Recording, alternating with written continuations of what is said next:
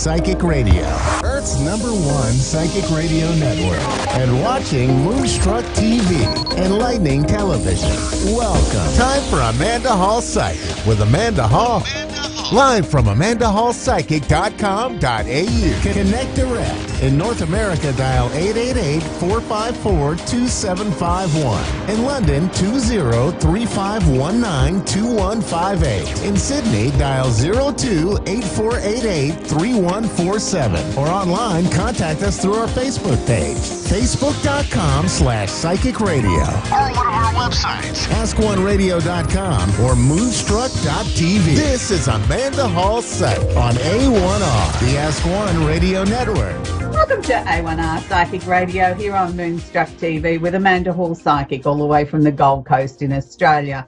It's a really, really interesting week again around the world, isn't it? I mean, we're still in the middle of a pandemic, even though in some instances you wouldn't know it when we see so many people taking to the streets and being very passionate about what they believe is important and what needs to change in this world. And I'm not saying it doesn't need to change. Please don't think that for 1 second. I've been sort of one of the advocates for many, many, many, many years that I think we all need to be treated equal, no matter what our colour is, what our religion is, what our beliefs are politically or whatever else. We are all equal. And it's nice to see now that the world is uniting in this, even though in some circles it may not be the correct procedure or the way that people like it and it's making them feel uncomfortable. But we know if we don't make people feel uncomfortable, particularly our politicians, nothing ever gets done. So I think in the light of that, the Simply Tarot card of the week this week, I think is quite apt. It's the Five of Swords.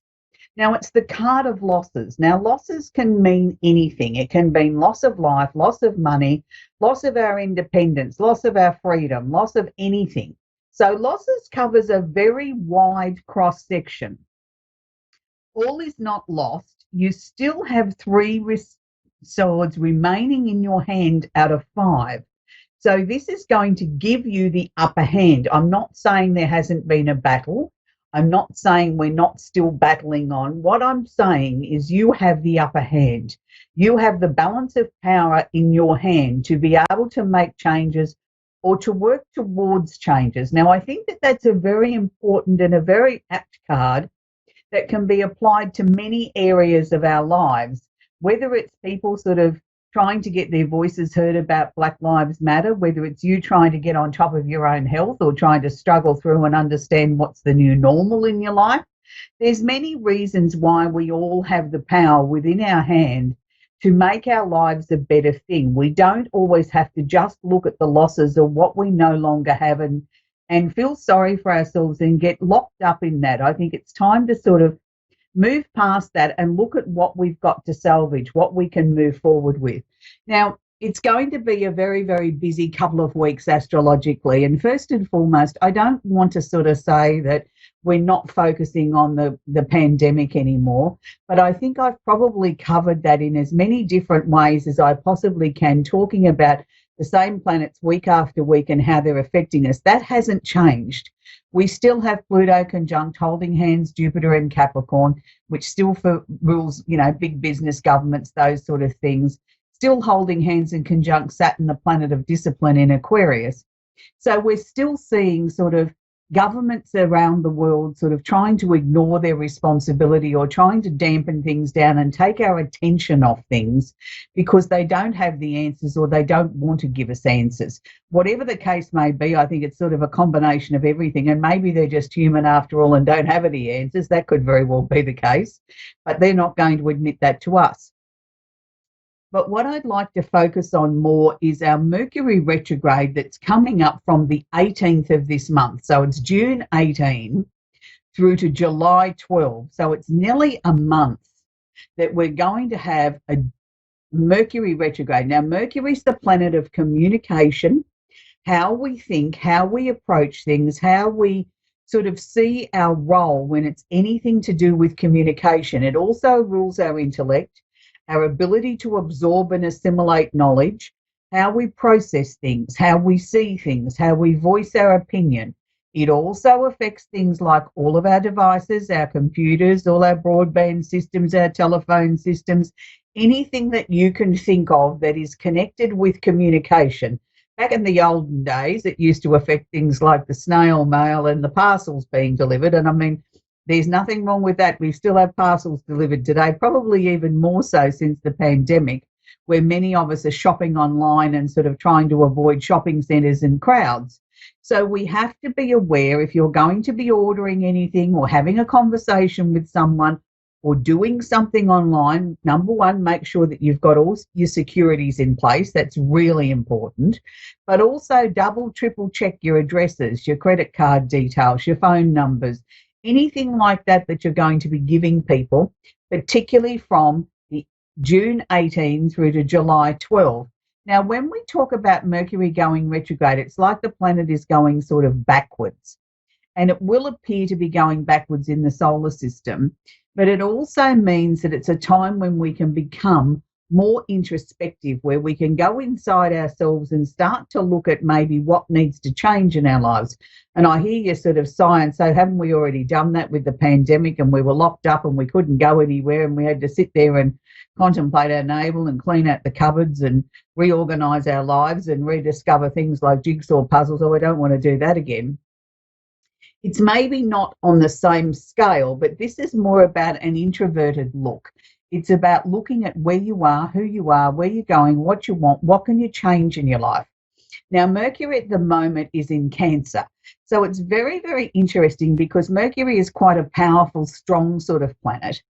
And we tend to think of the sign of Cancer as being soft, gentle, motherly, not really having a lot of strength. Well, please don't underestimate the sign of Cancer. There is a lot of strength in water. Just because water might be fluid and moving, it doesn't mean it isn't strong, and it doesn't mean it can't be destructive. It's just sort of more of a gentle approach. We don't see it coming. So that's literally how Mercury is working in Capricorn. Sometimes we don't see what is coming, or we don't hear it quite in that same strong way. It's a sort of a gentle, softly approach. And then whammo, all of a sudden, we feel like we've been hit over the head with the baseball bat. So be very careful as we lead into this Mercury retrograde, listening to people that are the powers that be. What are they really trying to say? Now, I think this pandemic is a classic example of that. What are they really telling us? Yes, as they start to reopen and open up places that we haven't been able to go before, and they're saying, yes, it's safe on one hand, but don't forget your mask and don't forget to social distance and wash your hands regularly, take your hand sanitizer. Yet at the same time, numbers are going up. There's more and more infections. So it's almost like a contradictory sort of message. Yeah, go out and have fun and take your life back and become normal. But by the way, we're going to have the numbers are rising. And, you know, I know we sort of said we're not, you know, when we all went into quarantine, that this was going to sort of squash this pandemic.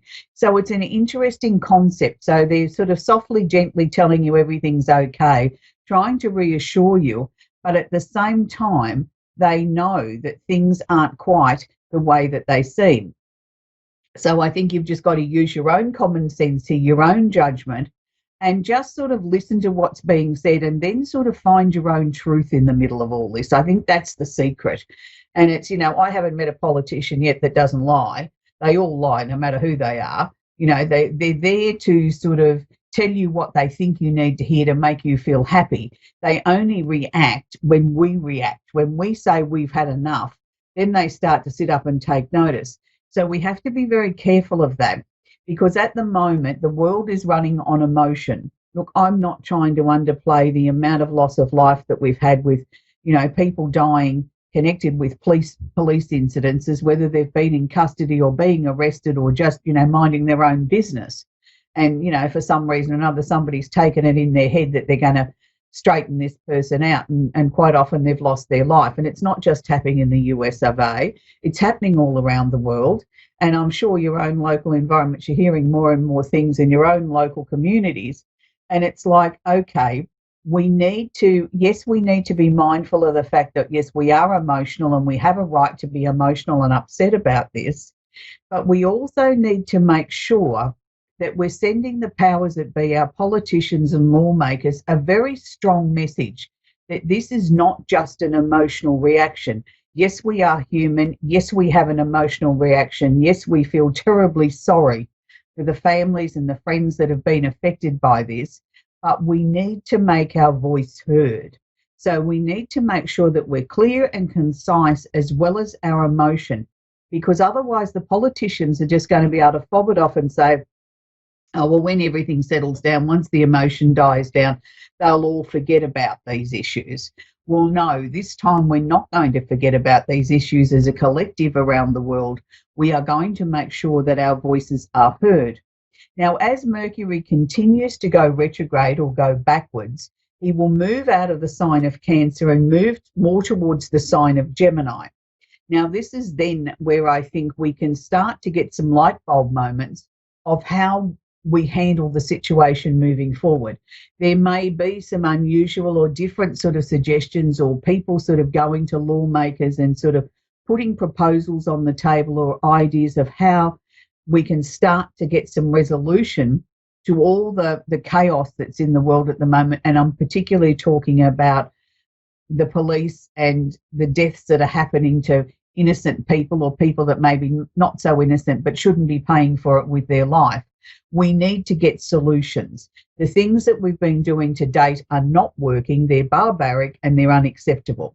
So we need to make sure that our voice and our groundswell is not lost in once the emotion subsides a little bit and we become numb to it, which is a little bit what we've done with the pandemic. We've almost become numb to it. The numbers are the numbers, and yes, they're skyrocketing and they're off the Richter scale, but it's like, oh, I've had overload. I can't deal with this anymore, so I'll just ignore it. I'll pretend it's not happening. Didn't really affect me personally, so I'll forget it's not happening. And this is the risk that we run with trying to stand up for our rights and trying to get the world a more equal place for every person on the planet. Everybody deserves to be paid the same amount of money for the same skill. Nobody should be paid less because of the colour of their skin or their sexual preference or their religious preference. We should be all equal when it comes to things like that. So as I said, it's going to be a very, very interesting time as we move forward with this particular Mercury retrograde. Mercury goes retrograde 3 times a year. But this one, I believe, is going to be probably our most powerful one for 2020, and probably the most powerful one we've had in many, many years. So be aware of that. You may find that you're feeling a little bit uncomfortable. There may even be some pockets there where you're not sleeping as well as what you were. You can't switch your mind off. They're the times that you go and find some sort of way to divert your mind, whether, get up and have a cup of tea, a cup of coffee, put a movie on, put some music on, do something different. Try and switch your mind off so that then you can relax and unwind and go to sleep. So this week, the candle of the week that I've chosen is the candle of patience. I just truly believe we all need to have a little bit more patience in the world at the moment. I don't think any of us is really practicing patience at the moment. We all think that we've been hard done by, that we've been the ones that have really suffered during this pandemic and all the things that have been going on in the world. And I think it's time now that we can have a little bit more patience and a little bit more kindness for people surrounding us and the people that we're dealing with, and just sort of try and take a deep breath and exhale and say, okay, now can I approach this situation in a more calm, more patient sort of manner? Then maybe we'll achieve more by having a little bit more patience and understanding. Look, I understand in these very difficult times we become more insecure, we become more short-tempered, we have less patience than we normally do, and it's a fear-driven thing. So I'm asking you to sort of practice a little bit of patience, and the reward for patience is more patience. So I think that's not a bad thing to be looking at this week. So this week I've made up the gift box set with patience, obviously, as one of the candles in this set. I've also still continuing to have my angel in the sky, and that's to sort of honour everybody that we've lost in whatever form, whether it's been through the pandemic, whether it's been at the hands of the police, or whether it's just people who have died because of illness or old age. Let's remember all our angels in the sky. And I've also put the candle of forgiveness in there, because I think along with patience, I think we also need to learn how to forgive people. We need to be able to say, okay, I forgive you. I mightn't have had enough patience and understanding, but now I'm trying to do that. And I'm going to hopefully try and forgive you the situations that have led to the crisis that we might be in. And I think it's time that we all start to be a little bit kinder, whether it's to our work colleagues, our family, our neighbours, or even the people just in the local grocery store. Let's show a little bit of kindness and compassion there. So we're going to take our first caller, which is Kiambria in Quincy in Florida. What a lovely part of the world. How can I help you this evening? Yes, I just want a general reading. A general reading. So you don't have a specific question you'd like me to answer for you, sweetie? No, not right now. Okay.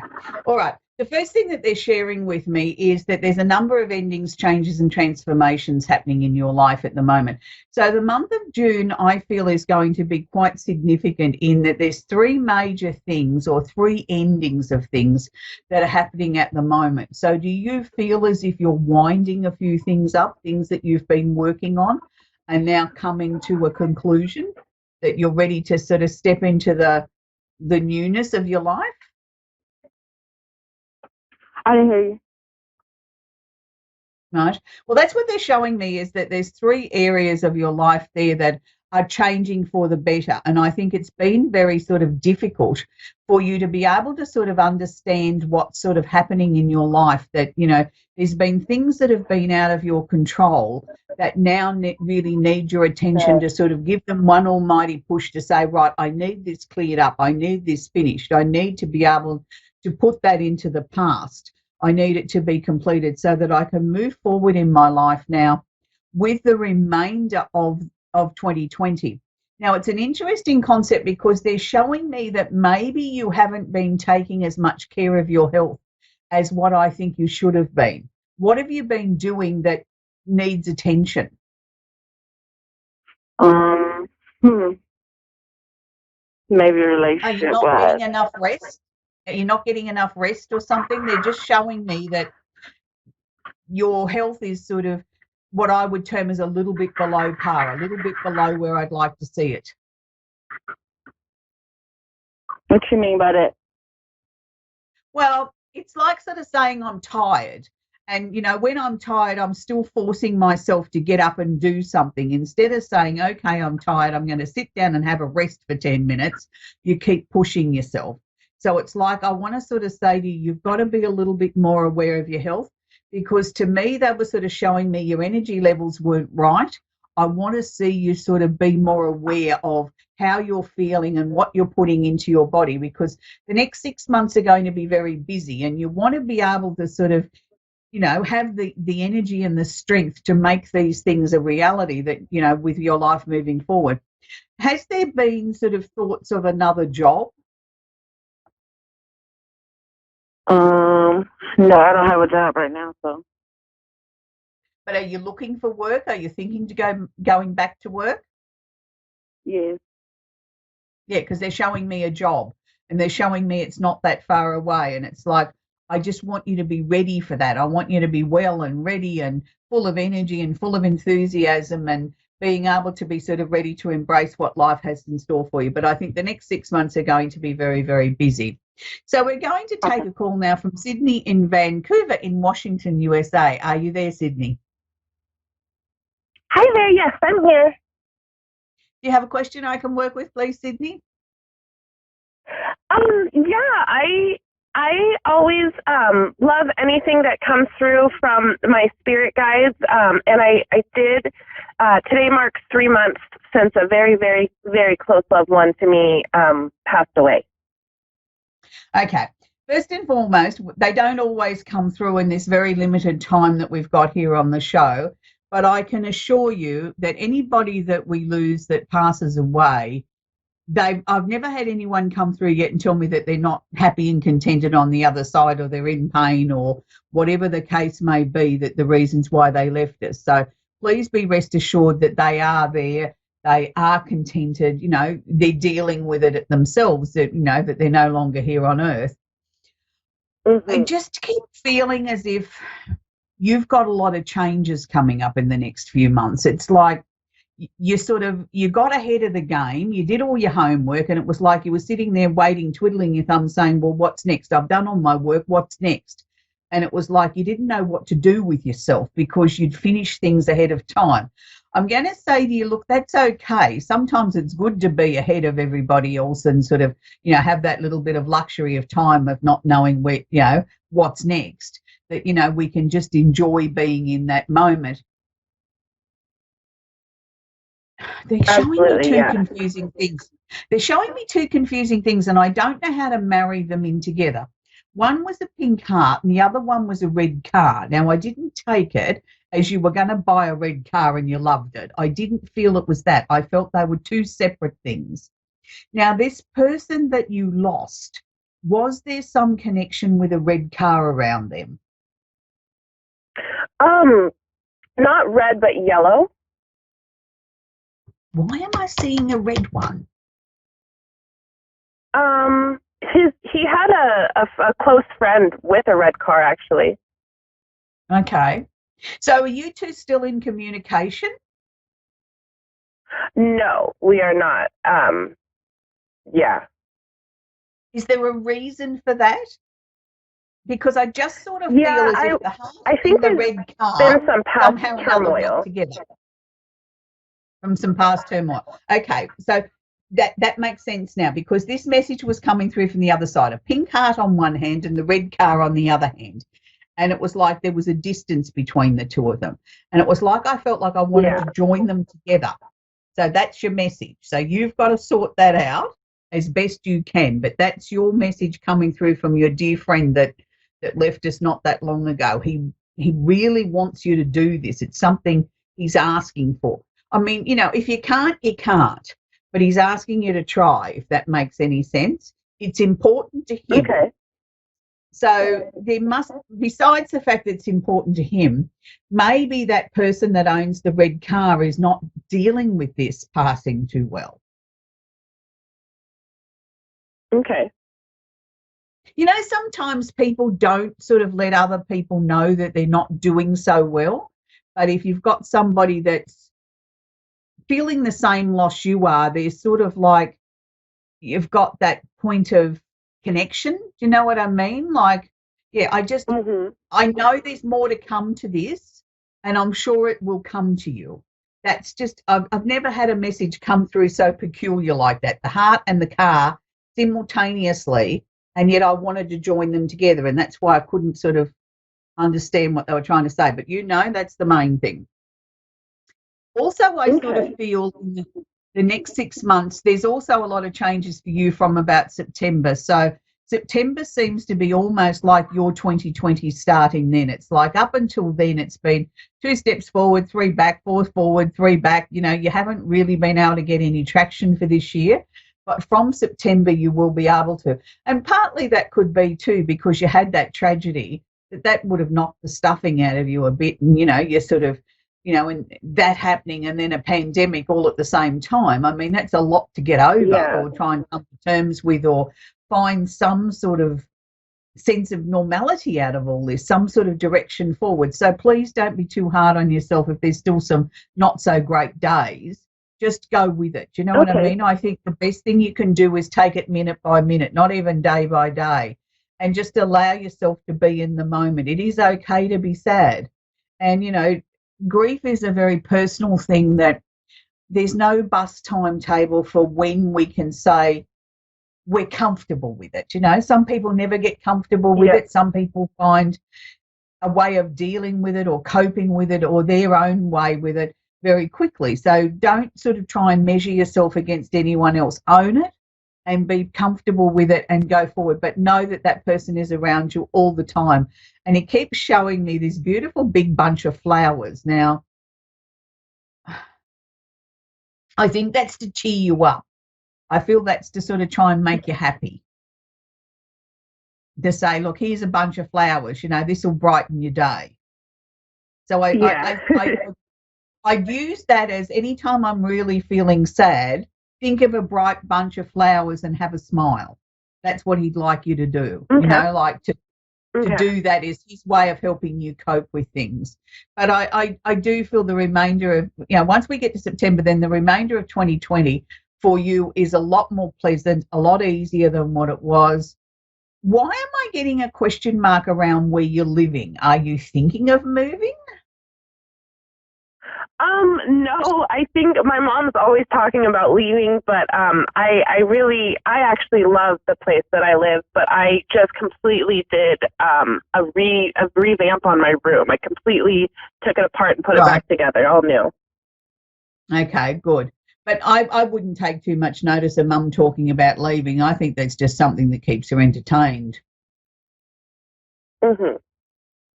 I don't see her I don't see her saying, right, that's it, we're moving. Do you know what I mean? I just keep seeing these question marks. But it's good that you revamped your room and sort of made it feel fresh and new. I think that was therapeutic for you too. It was sort of like you did thinking while you were doing that, and it sort of mightn't be consciously thinking, but a lot of things got sort of sorted out and put away and let go of, and it was sort of like a soul-searching, therapeutic, positive time all at the same time, which is good.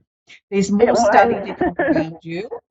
I don't know whether you're planning any at the moment, but they're certainly showing me books, probably more for 2021 than it is 2020, but there's certainly some massively big changes coming up around you, and you seem to feel very excited moving forward, particularly from September. It's like I get my mojo back. I know exactly where I'm going, what I want, what I aim to achieve in the next few years, and that's good. I feel very comfortable with that.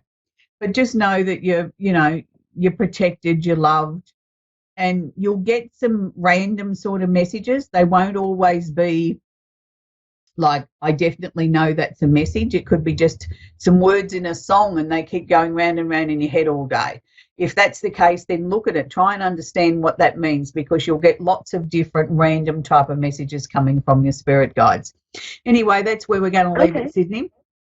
So it's been great to work with everybody again on the show. I hope you have an absolutely sensational week wherever you are in this planet of ours. And please try and be kind to each other and just be aware of your communication as we move into this Mercury retrograde starting on the 18th.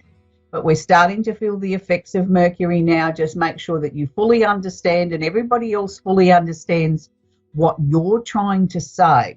And double check with them that they understand what you're saying, so that we can hopefully minimize miscommunication during this nearly month of Mercury retrograde, and that we get some peace and some understanding. And let's hope we get some answers in the world that everybody is starting to be happy with. Wouldn't it be amazing if we got a breakthrough with a treatment for COVID-19?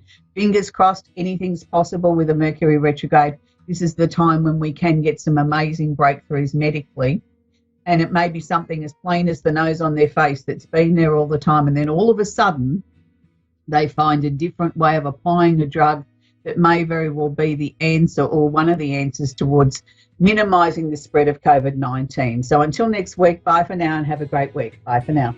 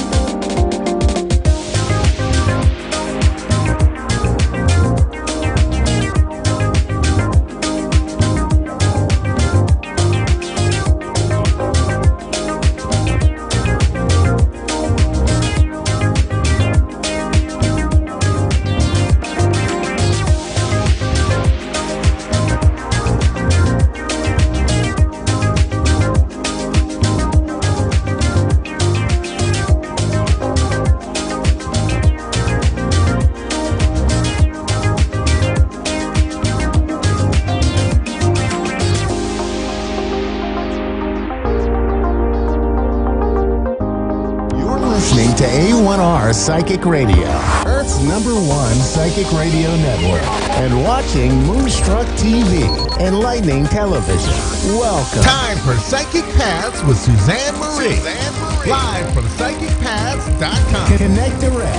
In North America, dial 888-454-2751. In London, 20-3519-2158. In Sydney, dial 02-8488-3147. Or online, contact us through our Facebook page, facebook.com/Psychic Radio. Or one of our websites, AskOneRadio.com or Moonstruck.tv. This is Psychic Path on A1R, the Ask One Radio Network.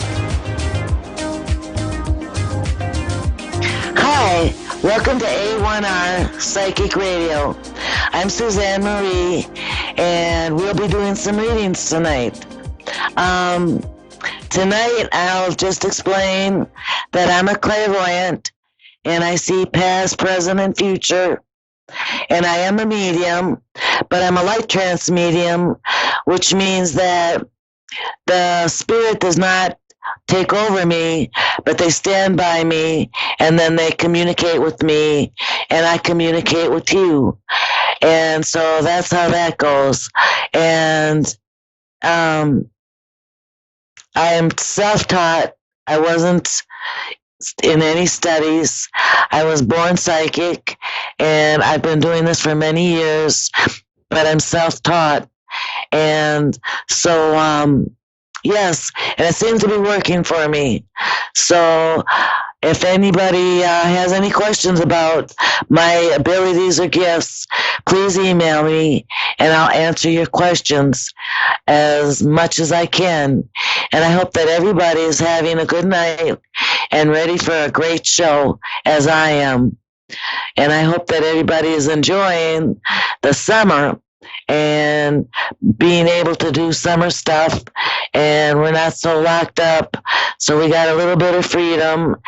And so, yes, I hope that everyone is enjoying that.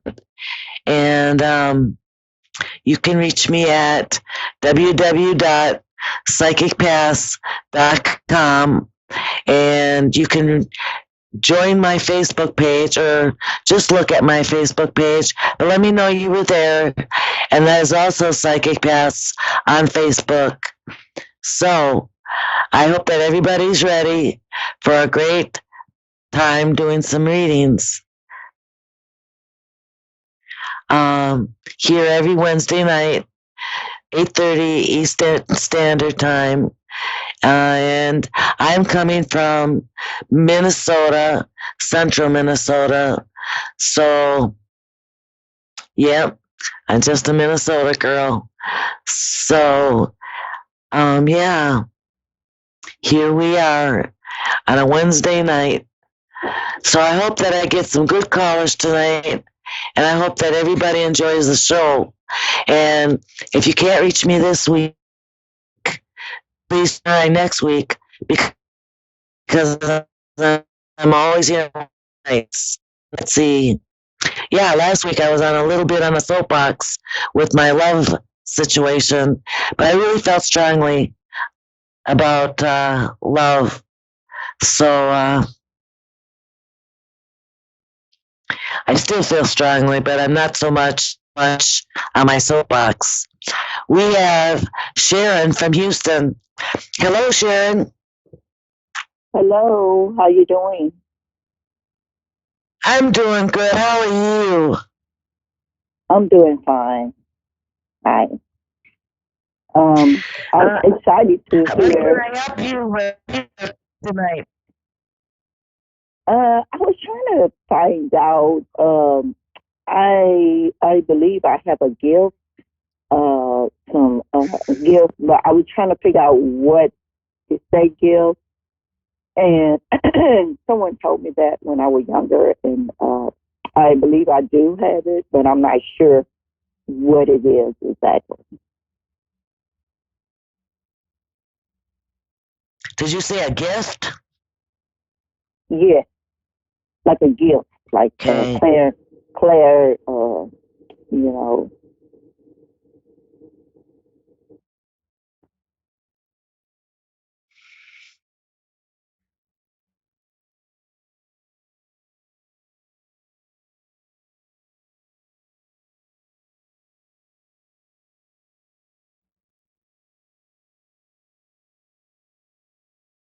Tell me a little more about that.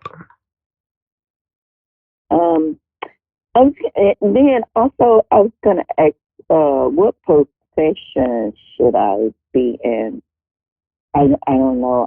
I'm just kind of confused right now. Should I say I love working with students, but I work with like the special ed students. Is that a good choice that I should work with those type of students? Yes, and I see you have a lot of mother energy for all children. Okay. Okay. What I'm getting is foster care or working in some kind of a residential place. Okay. Like foster kids, foster care. Yes. Oh, Yeah, okay. I see that you have a lot of motherly energy to give, a lot of love. Okay. Well, that's good. Now, before, I'm sorry, I'm having a little trouble with my audio. Were you saying gift? G-I-F-T? Yes. Yes. Yes. Like a gift. Like sometimes I have these vivid dreams. Once I heard, I think I'm hearing stuff, but I'm not really sure if I'm hearing. I don't know. I really don't know what's going on. But I'm not on any medication or anything. I'm not questioning your sanity. Trust me. Do you pick up other people's energy? Like if you were in a room, you'd know what everyone was feeling. Yes. Yes. Yeah, I pick up energy a lot. I feel like you're an empath. Like you can pick up and read people's feelings and even sometimes thoughts. Yeah. And I feel like sometimes being around other people, that can really make you tired. And it makes you question whether you like being with people, but it's really just getting tired when you're around people. And yeah, I think you're an empath. Okay. And that is really a part of the love energy that I was picking up earlier. And that's why you do so well with children.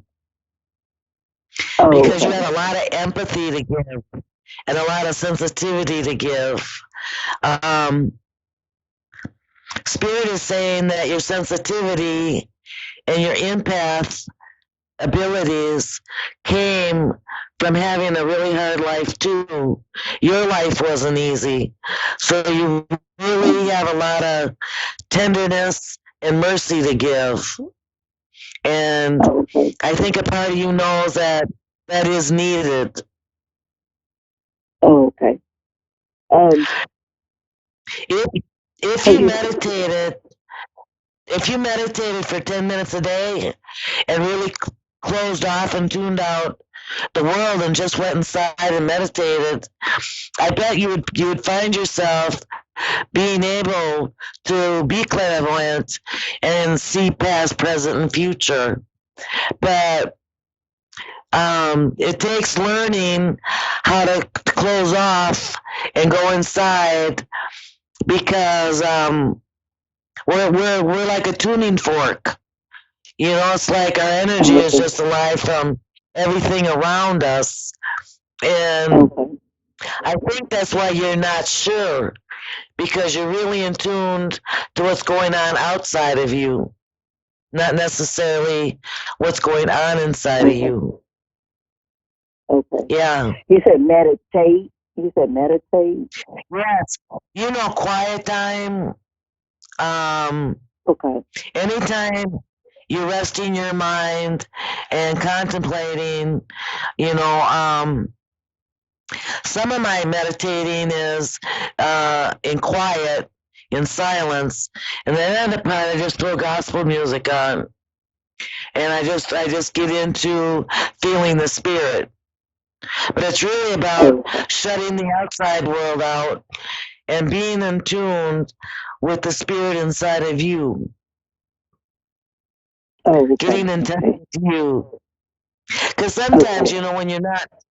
when you're not sure of other people, um, it can drain you. Okay. Take an instance. Have you ever been with Okay. somebody and you get so tired that you just want to get up and leave because that person has just Yes. made you tired right away? Yes. Yes, I have. That's that's people taking your energy because you have so much energy to give, but you haven't learned how to protect the energy that you have or to tune out people who are needy and just want to take the energy from you. It's a Yes. positive, beautiful Okay. energy. Okay. So sometimes the Yeah. people can take my energy. Yeah. It's Okay. very loving. It's very loving. It's Okay. compassion. And Okay. they may not. It's not conscious.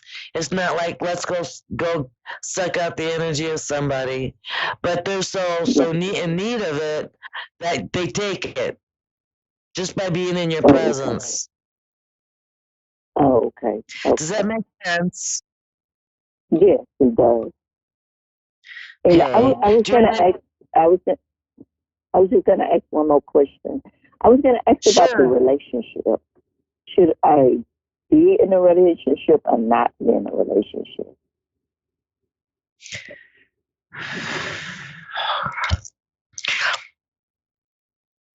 Okay, so there's one person that you're interested in, right?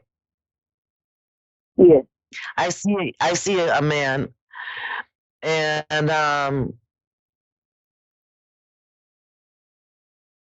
he's very loving. Um, but I almost see another guy too. Like Mhm. it hasn't been solidified. But are you thinking of another gentleman too in thought? Okay. And what? Like you're thinking of somebody else. You're thinking of one guy, but there's also another guy on your mind. There's Okay. somebody else, but it hasn't happened. Nothing's happened. But this one other person, if it Mhm. hasn't happened, it will. Makes you question, and maybe that's what's making Oh, you question one guy for the other. Am I making sense? yes. You make it sense. Do you know the person name? So no, but the first guy is a good guy and is very much a good guy for you. I would say Oh, go okay. for it. Be in a relationship. Okay. I don't Okay. see that the guy that's going to be coming through is, is good. It's almost like it's just temptation. Okay. With the second guy. Yeah. So go ahead, be my with all the compassion you have, you need it. Oh, okay. Okay. Do you see something Okay? else going on? Okay. Do you see something else going on around me? I see children. I see a lot of children. Um and I sense maybe a move. Oh, So move. if something happens in your house or your living space, so there's going to be a change in your home. Oh, okay. Like moving, like I'm moving. Yeah, yep. Uh, Bigger and better okay. things. Okay. Okay, and thank you, Okay. and have a good night. Thank you Okay. for You too. Thank you. calling. Okay. Bye Thank bye. you. Bye bye.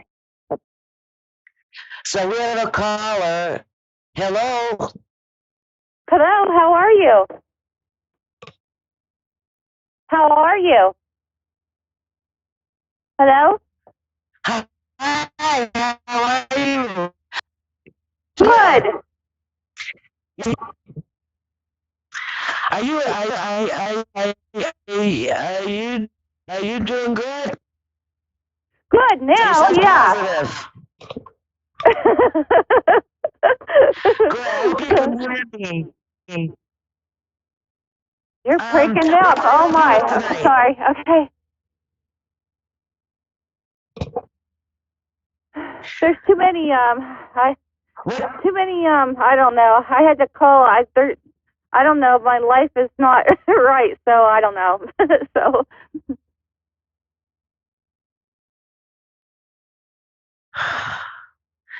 You feel like you need a vacation. I think yes. Too much.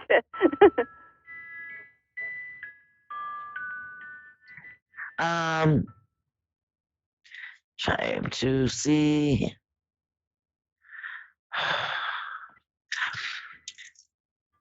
Um, your thoughts. Your thoughts are a little scattered.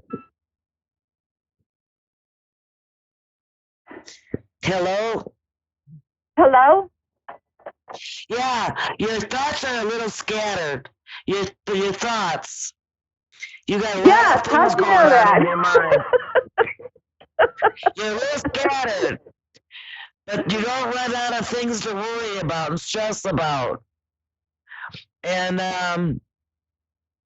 so what your emotions are doing is they're reacting to all of the input of all these thoughts and worries and stress, and you're finding it difficult to focus even.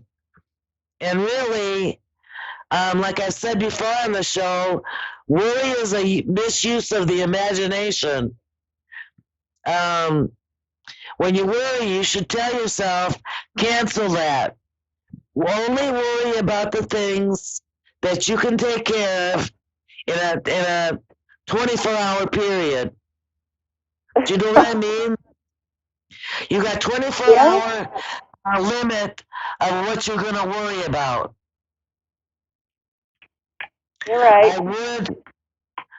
I would suggest that you spend a lot of time either by yourself or outside with friends. You need you also need to do some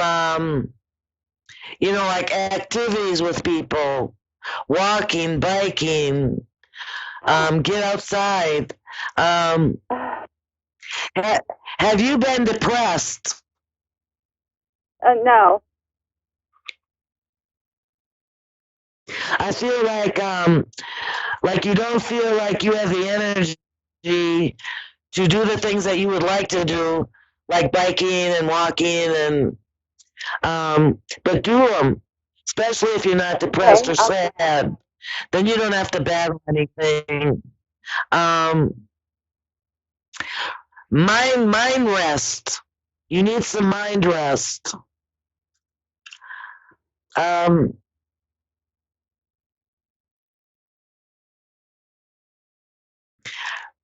do you have a question about a career?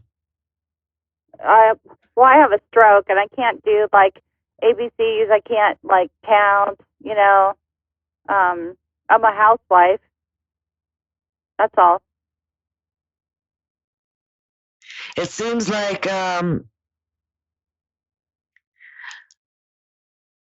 It seems like you wanna do more. Yes.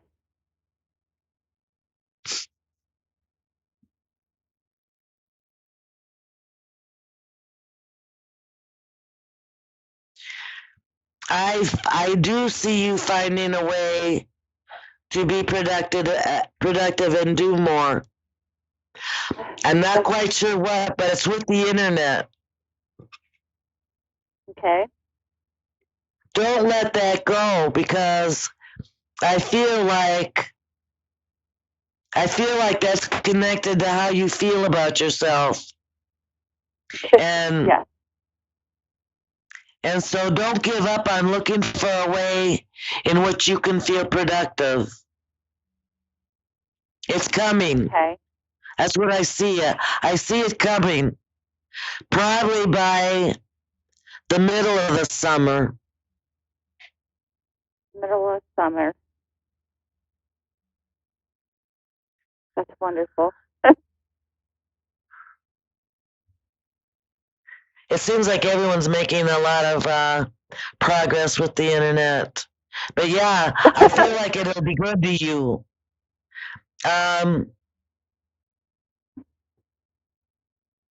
Yeah, you need to get out. Does it feel like you're kind of chained to the house?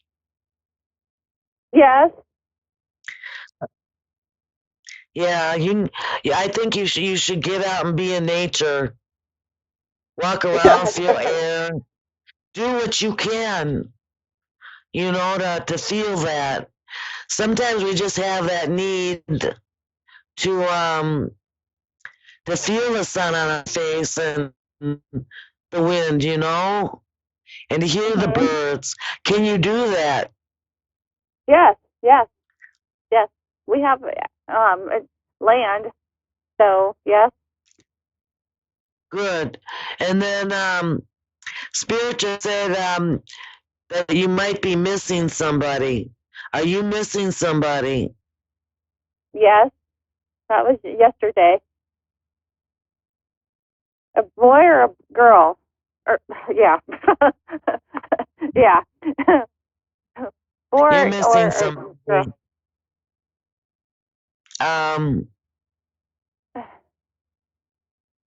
They're showing me little. Little? Yeah. A little.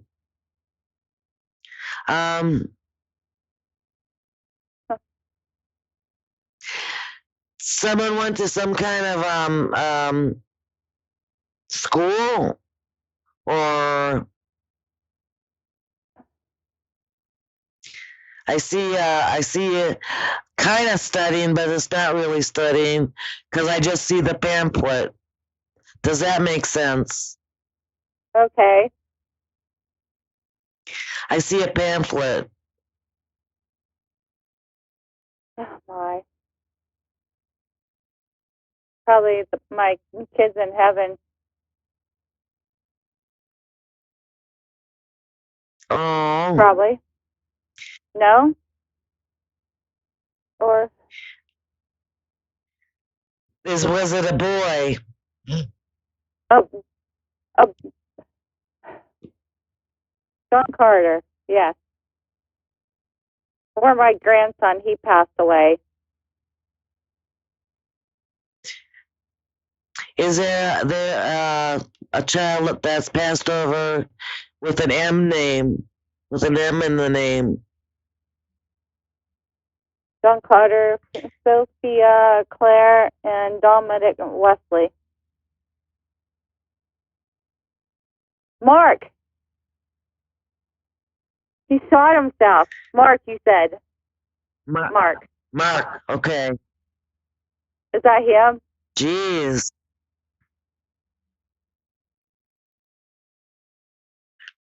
He doesn't seem to be old enough to be handling a gun. Not the way I see him. Oh, okay.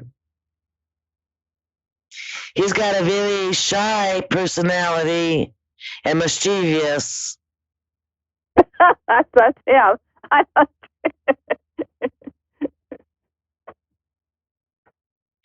And he's almost got this look on his face like I didn't do it.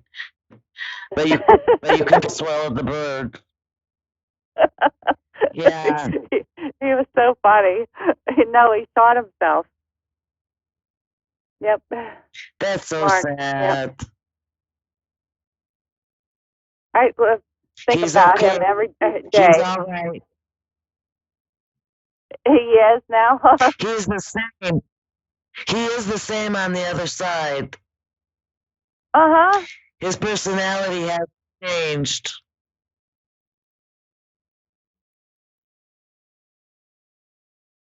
He feels close to you. Oh, yeah. Oh, yeah.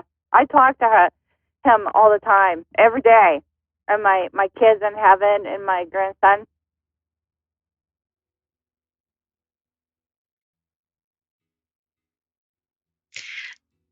The children you lost, were they infants? Yes.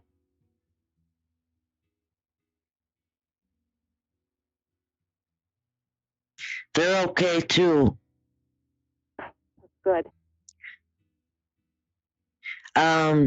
Spirit is showing me little cherubs. Really? They're much loved and much taken care of. They were pure in heart. And a heart. Huh. I was wondering. It's tearing me up, and then, a death last night, and then my son, and it's just, I don't know. I had to call somebody. What exactly happened? I'm seeing land, and it's by a tree, and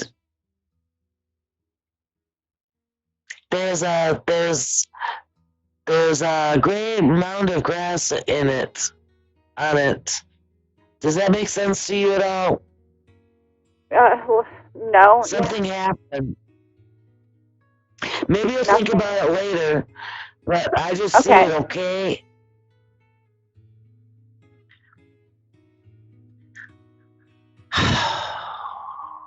Oh. Is there a place that people congregate?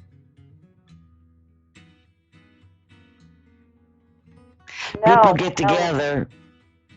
Oh, yes, a pavilion, yeah, yes.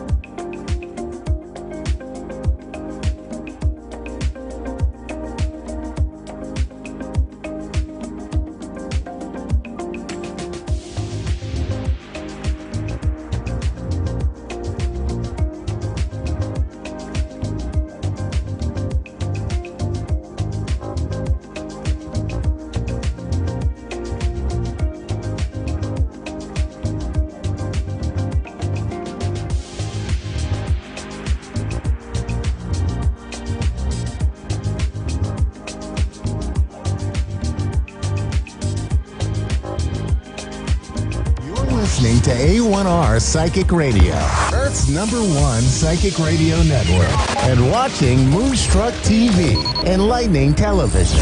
Welcome. Time for New York City Celebrity Psychic with Perry Lyons. Perry Lyons. Live from perrylyonsbrilliance.wixsite.com/Perry Lyons. Connect direct. In North America, dial 888-454-2751. In London, 20-3519-2158. In Sydney, dial 02-8488-3147. Or online, contact us through our Facebook page, facebook.com/psychic radio. Or one of our websites, askoneradio.com or moonstruck.tv. This is New York City Celebrity Psychic on A1R, the Ask One Radio Network.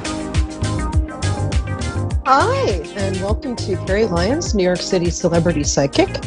As you can see, I've moved into a small palace outside of Paris. I think it's called Versailles. And It's a big place, so they won't find me for at least a year.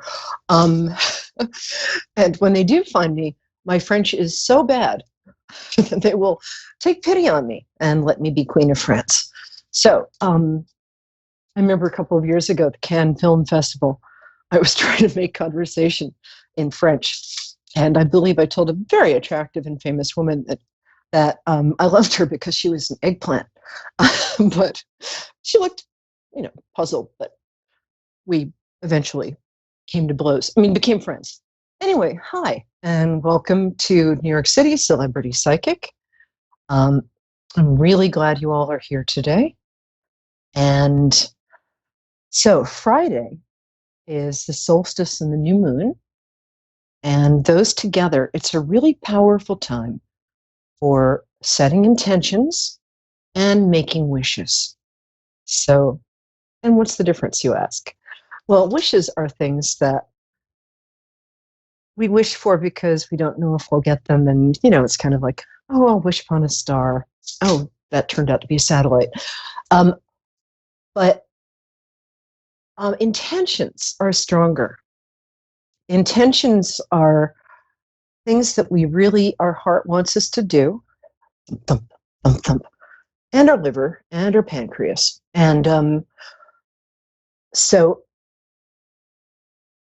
Friday around sunset, in this new moon, it's a good time to take a couple of deep breaths.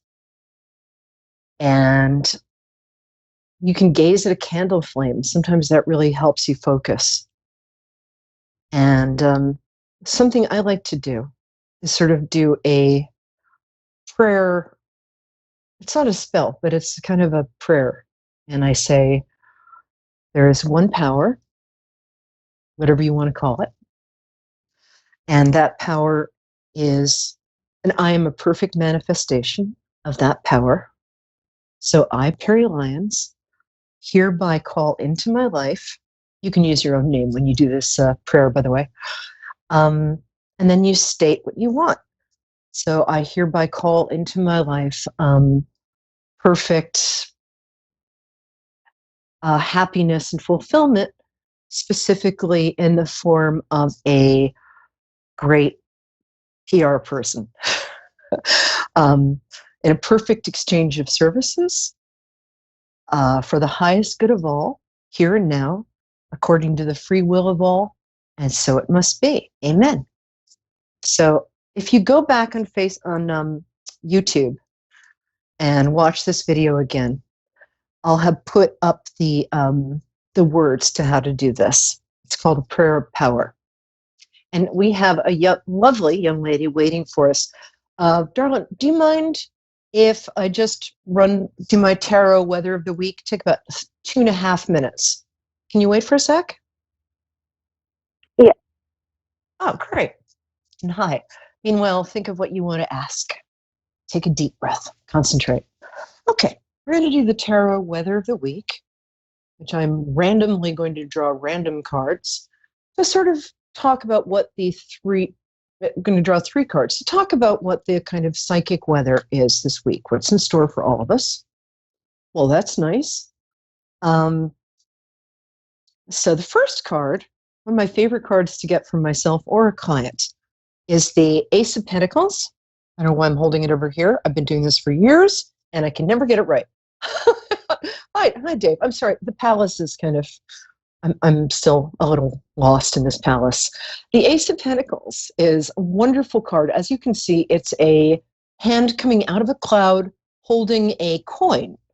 And this usually means, as aces do, aces are good in tarot and poker, it means that there's a cycle beginning of new prosperity, of new happiness, kind of on the earthly plane. So this is about, you might be redecorating, you might be starting a new job, you might be getting a promotion because you looked so good in those Zoom meetings. It might be any one of those, but it is the beginning of a new cycle of prosperity and luck. I mean, I hate to use such a cliched word, but sometimes you got to call them as you see them. our next card is good news for all the sort of creative types out there. And a shout out to my friend Cassandra Jenkins, who just signed a record contract. Not that there are still records, but you know what I mean. So this card is you can see it's the, why am I doing this? Sorry. It's completely professional. The Three of Pentacles is when an artistic person often, or a freelancer, or one of us creative types out there, is taking his, her, or others' wares to a corporation or somebody who can give them financial security, like an artist who signs a record contract. If the artist is showing, if you look at this card, you'll see the artist is showing off his beautiful stonemasonry to the people who own the cathedral, who are dressed really strangely. If I owned a cathedral, I don't think I'd dress like that, but I don't. So just a castle. And this means somebody taking their work or their creation to a corporation or someplace that will give them long-term financial security. It is a great card. And thank you for being so patient, darling. And the last card makes a lot of sense because why am I doing this? Sorry. It's a card of somebody who's stuck between two different realities. Not stuck, but I think it's all of us getting adjusted, just as we've sort of gotten used to staying home and staring at the cat. I think things are going to be opening up a lot soon, and we're going to be easing our way into the juggling of this new reality that we found at home and the new reality that's very good. That's us coming up in the future. So just if you can meditate, pray, just breathe deeply, learn to throw cards. It's very relaxing. It's going to be a fairly easy segue. I've always wanted to use that word. So that's the psychic weather for the week. I hope that works for you. It's true. So anyway, I think it's Anna. Hi, dear. Thanks for being so patient. Yes. You got hi. And where are you calling from? I'm calling from Dinuba, California. Oh, cool. How's California? It's pretty hot right now. Well, so's Annapolis, where I am right now. Anyway, I'm so glad you called. I like to connect with people by asking what their birthdays are. And you don't have to tell me the date. Don't ask, don't tell. But I would love to know what your birthday is, and then I'd love to know what your question is. Okay. So when's your birthday? You want to know my birthday, right? Yeah, please, thanks. Okay. My birthday is May 4th, 1990. Oh, cool. Oh, we love Tauruses. Sorry, I'll turn this there. There we go. And then my question was just, I've been feeling like if I've been studying a spiritual awakening, and I just want to know if I'm on the right path to it, or if I'm not even studying my spiritual awakening. You got a little muffled there for a second. So did you want to know did you say you wanted to know if you were under spiritual attack, or how to connect better with your higher power? Yes. How to connect with my higher power. Well, is there any, you don't have to tell me, but is there any particular religion that you feel drawn to? Buddhism, Hinduism, Judaism, Christianity, Zoroastrianism? Right now, no. I don't have an actual, I was raised up a Catholic, but I don't attend any church right now. Okay. Well, I feel that you've actually got a very strong spiritual connection. And I love my friends from all religions. So, but the basis of all religions is to get us just aligned with our higher power. And sometimes the whole God concept can kind of scare us, because some of us grew up with this image of our higher power as this big scary person in sandals. So let's for a moment. What I'd like you to do is close your eyes and think of somebody or something you just love unconditionally. Do you have a pet that you just somebody you love? So just think, or someone or something. I mean, I sometimes I'll use a pet because it's very easy to love a pet unconditionally because no back talk. So connect to that feeling of unconditional love and bring it into your heart chakra, which is right in the cleavage area. And the heart chakra, when it's really aligned, surprisingly, is kind of green in color. So find the heart chakra is like the size of a baby's beach ball. So it's this baby beach ball inside your chest. Pick any color green and breathe into it and think of this unconditional love. And now send your energy straight up through the top of your head while your eyes are closed and into the universe. And just ask that this energy be joined by the most sacred, beautiful light that's out there. Take a minute, and that light is pure, unconditional love. So feel that energy coming from above and connecting to your energy. It doesn't have to be perfect. Even if you don't think it's working, it's still working. I feel like it's working with you. And now just bring that back into your heart and feel the unconditional love coming down from above. And as you're breathing, think about all the beautiful things that have happened in your life. Think about, just think about nature and the incredible abundance and beauty that surrounds us. And take a moment and just feel grateful for the gift of who you are, because you're very loved by the people around you. I really think your energy is terrific, by higher power. And I think that'll really work for you. How are you feeling now? A little more connected? Yes, I do. Good. Cool. I'm very pleased. And I'm just so glad you called. I like your energy so much. And just so you know, there's a couple. Oh, you're welcome. So if you have any questions, just get in touch with me. My name is Perry, like P-E-R-I, like Periwinkle. My last name is Lyons, L-Y-O-N-S, like lions, but with a Y. And like, why is that her name? And if you have any questions, try this for a few days. You don't have to do it perfectly, but the first thing is just close your eyes, think of somebody or something you love unconditionally. If I'm really grumpy, sometimes I'll use the thing I'll love unconditionally is this locket my great-grandmother left me. I mean, it can be anything. If it just creates that warm feeling in you. And just breathe into your heart chakra, send your energy up, ask that energy to be met by the most positive, unconditional love, and then bring it down into your heart chakra. So let me know how that works, okay? And you've got a really nice year coming up. So I'm so glad you called. Thank you for having me. Oh, be in touch soon. I care. All right, my cherished duckling. Thank you. Okay. Now we've got Connie in Kenyon, Ohio. And I know people from Kenyon. Really nice place.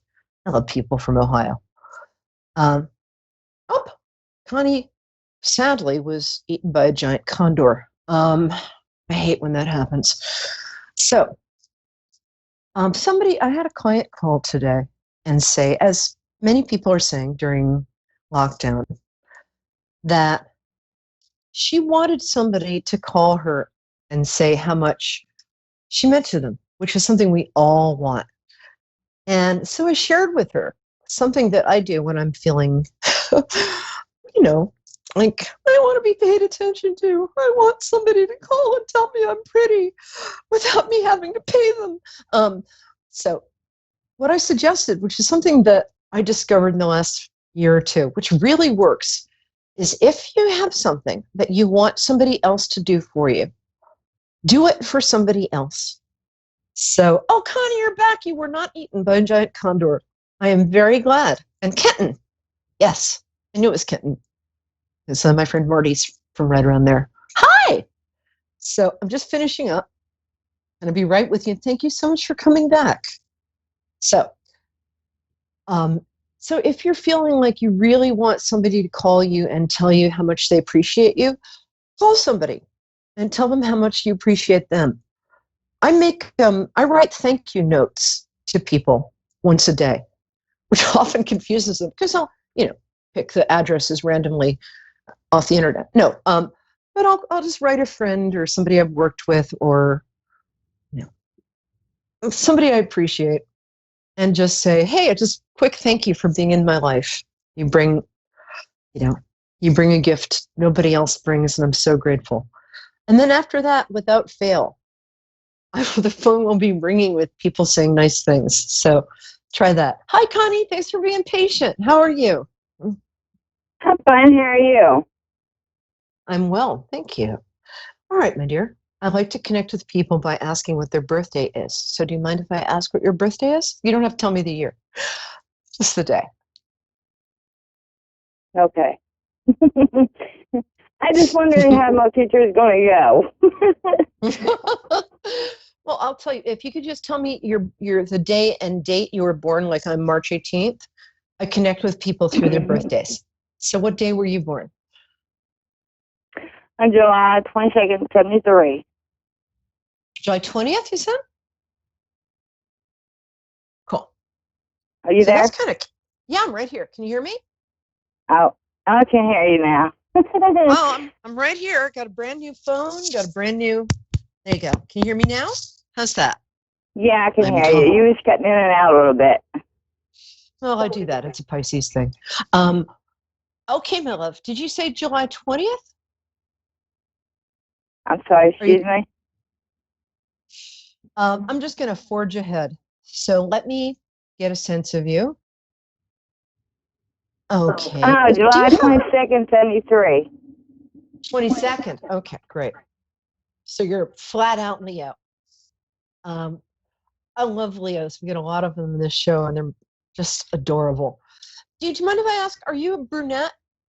Do you have... Yes, I am. Okay. So I just want to make sure I'm getting you right. And you can just say this, you have very pretty eyes. They're slightly tilted up at the corner, like almond shaped. Yeah. Yeah. Okay. I gotcha. I can't see Connie, ladies and gentlemen, but I can see her with my heart. Well, you're recovering from a lot, darling. So give yourself some compassion. I feel like the last 6 months has been a bit of a trial for you. But I feel like, yeah. So I'm sorry about that. I'm feeling like things are about to get seriously better. And by September, you're going to look back and you're going to be like, wow, I am so much better off.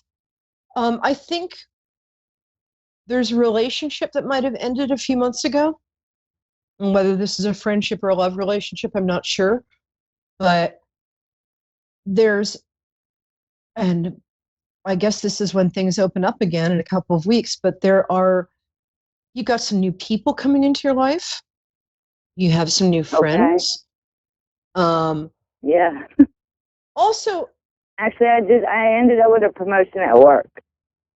Oh, that's great. Oh, I'm so glad. That's what I was going to say is you're very good at your job, and you're very good. It's funny. You're like, you know how a really good interpreter. But you got out on me. I said you're very good at your job. Can you hear me, baby? What you're really good at, it's like, you know how an interpreter interprets like French to English or Congolese to English. You're really good at interpreting English to English. If somebody is trying to express themselves and they can't quite, you're very good at figuring out what they're trying to say and communicating it back to them. I don't know if that's a gift you're aware of, but it's definitely a gift you have. You also you're kind of the person people turn to. And by kind of, I mean totally. Yeah. You're very emotionally healthy. It's nice. And people rely on your wisdom and your kindness. I think you have some trust issues because you've been so badly hurt in the past. But Yeah. when you go back to the workplace, people are going to be glad to see you. And I think because you're a natural leader socially, which is another thing I think you're going to be realizing about yourself this year. So when the workplace opens back up, I think you're going to be the person who like brings in donuts and cupcakes on Friday and organizes like dance breaks for people at work. Because you've been feeling a real need for connection lately. And you're going to reconnect with a lot of people soon. And I think you're going to find you're really appreciated. Also, you have a hobby of some kind that you used to do. You might not have done it for a little while, or you might just have taken it back up. But you could turn this hobby into some kind of side hustle. Did you used to be good at doing something with your hands, like crochet or macrame? Nobody's done macrame since 19. Yeah. That would be a nice thing for you to get back into. You've got a really nice sense of color, and it's a nice way of making little, gifts for people, which is something you used to do a lot. And then you really did get badly hurt, but you're such a kind person. So I think the world needs your kindness and your trust back. And I'm not sure where you are right now in the relationship department, but I think around September, actually it looks like around October 4th, you're either July, been married almost 2 years. Oh, that's great. Yeah. Congratulations. I think that you guys are going to either take a really nice vacation together or recommit, or because it feels like there was a little bumpy stretch there for a bit, but I don't know. I think you're going to fall in love all over again. And, I'm so glad. Yeah, we worked it out and stuff, and now we're good to go. So he's all behind me all the way with my job and stuff. So with your dogs, is that? He's behind me all the way with my job, my promotion and stuff. So yeah, that's fantastic. Yeah, he seems like a really good guy to me. And what's nice is I think he used to be a little bit of a playboy, and he's not anymore. But it's always kind of a nice feeling to tame, to be the one who kind of is so cool that the former wild boy kind of feels like, oh yeah, you know what? I don't have to look anymore. I found it. I found her. Yeah. And that's what he said. Yeah. Yeah. Oh, see. I only have one question though. When I was younger, I always see like premonitions from the future. And when it happened, it's like deja vu all over again. What is that? It's called being psychic, and welcome to the club. It's actually a lot of fun when you get used to it. It can be a little scary when it first starts appearing. Yeah, you're a gifted psychic. You're a little more of a dream psychic than I am, but you're a gifted psychic. Yeah.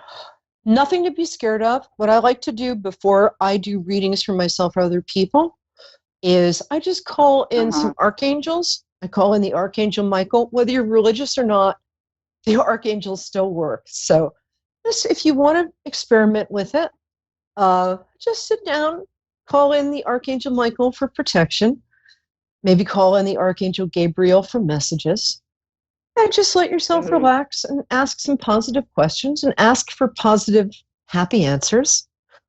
If sometimes at night before you go to sleep, you see like little movies playing out in your eyelids, the inside of your eyelids when you close your eyes, that's totally normal. Yeah. Sometimes before I go to sleep, I'll close my eyes and I'll just see sort of people all over the world just kind of, just going about their daily business. And it's nothing rude, but it's all a gift from God. It's a good thing. and don't let anybody tell you otherwise. But it's a gift, It and was you've used it. was just something I didn't know how to deal with. Just the best thing to do is ask for Archangel Michael to come protect you, and start tapping into that intuition. I used to, when I first sort of realized that was what was going on, I would occasionally I would buy a scratch-off ticket, and I would always win like $10 to $20 because I'd use that as a way of following my intuition. But it's good. I sometimes check in with my tummy. If I have a decision to make, I'll be like, yes, exactly, you got it. So I'll go down to like my tummy, and I'll say, okay, what's my feeling about this? And I'll get an answer. It's great. You can use it at work. You can use it with relationships. The most important thing is to trust yourself. I mean, don't elbow other people aside saying, I know what's best. Send aside.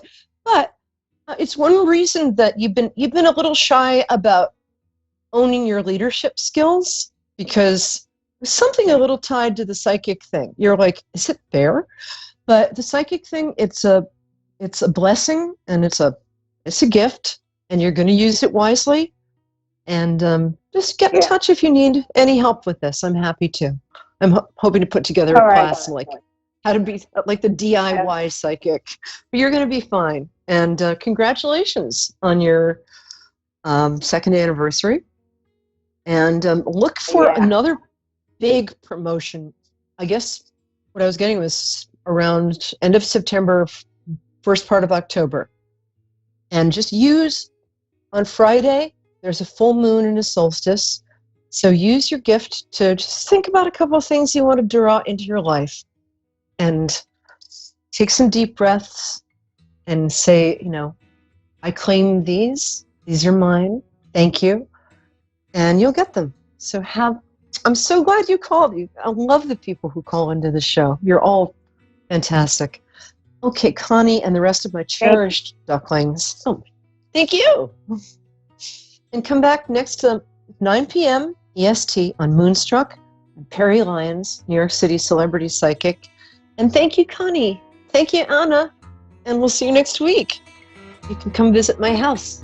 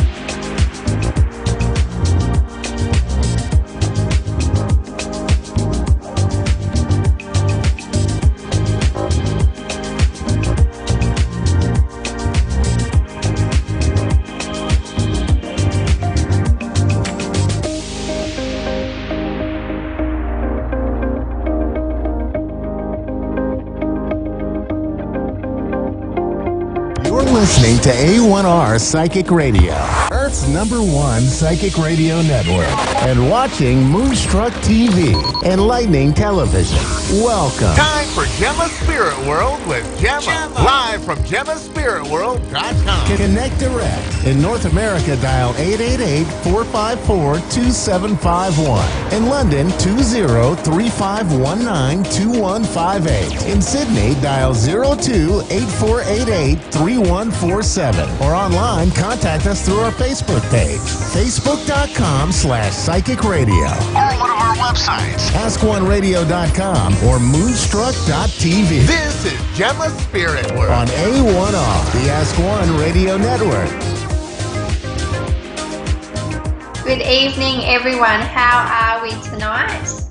I am Gemma, your host, and I'm good to be back. So it's been another busy week. Lots happening in Queensland, Australia. The weather has been beautiful. We actually are in winter, but you never think that the Gold Coast has a winter day. Yes, the nights are cool, but the days are still sunny and it's beautiful and it's warm. So very grateful for the weather. Something that I've been doing for the last few weeks, I've actually been doing Sarah Prout's 21-day manifesting challenge. And it's really, it's motivated me each day to focus on the things that I want to bring into my life. I've been, waking up in the morning and writing down, three things that I'm grateful for, and three things that I'm grateful for at the end of the day. And it really brings everything that you have in your life more in perspective, and what we do have, and just how grateful we are to have the resources and to have people. And it's a great motivator as well as a focused, and it's been really good to really raise my vibration, attracting lots of positive energy and positive people, surrounding myself just on that higher vibrational level. And the one thing that I love about this challenge is the signs that have been showing up. And when I'm talking about signs, it could be, you put it out to the universe to ask for a sign that, for example, that, you're looking for some work, I ask, show me a sign that I am on the right track. And, it could be, that wherever you are on that day, that it could be the signs of a number plate, or you could be seeing lots of ones or lots of twos or lots of fives. Could be also your dreams. I know that my dreams lately have been very vivid. I have been communicating with my spirit guides and waking up each morning with messages about my future. And I love this kind of stuff because you just know what I can see my future, but I never know when everything's in play at the time. And I love to write everything down. So that's the key point of writing everything down. And also the more you meditate, the higher you reach. You can connect to your higher self to bring through those messages, because you're in a state of calmness. And meditation is great for, keeping a still mind, but also, relaxing your body and really listening to what your body is trying to tell you and what your guides around you are trying to bring through to you. So just to trust, and just to go with the flow, not to push, because the universe, it's always has our back, but it's ready when we are ready. Alrighty, so we're going to connect. So I'm looking forward to connecting. So we have Madison in Thornton, Colorado, USA. Hello, Madison. How are you tonight? Good. How are you? Very well, thank you. How can I help you? I just want to know if you will let me know if the father of my son is going to wake up to the manipulation. Okay, the father of your son. Okay. Yes. Okay. Did you say the father of your son? Yes. Yeah. What I'm seeing is your son 15. Is he in his teens? Because I keep seeing the number 15 around you. Is what? Is he 15 years old? I'm sorry, I couldn't understand what you said. Oh, sorry, his age. Is he around his teenage years? I keep seeing the number 15 around you. 31. He acts He's like 31. that, though. Because I keep saying 15, so he's a big child at heart. He's oh gosh, what I'm getting around your son is that responsibilities around him are huge at the moment, and he's always putting others before himself. He has a big heart, but he's very sensitive, as in the fact that he's sensitive towards other people's words, where words affect him more than the person's actions. Does this resonate with your son? Yes. Yeah, and that's what I'm saying. So I'm also seeing that, he's a people pleaser at the same time, but at the same time he doesn't like confrontation. So he'll go out on a limb to, like put others before himself. But what I'm trying to say is that he doesn't like to see the bad in people, and even though he knows that, people, he sees the good in everyone, is what I see, what I'm seeing through his eyes and feeling through his heart.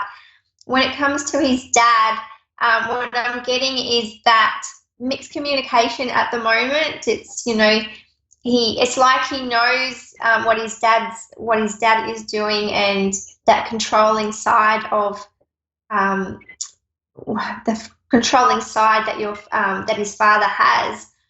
But at the same time, I guess he doesn't want to believe what he's really seeing. So what I'm getting is that he's in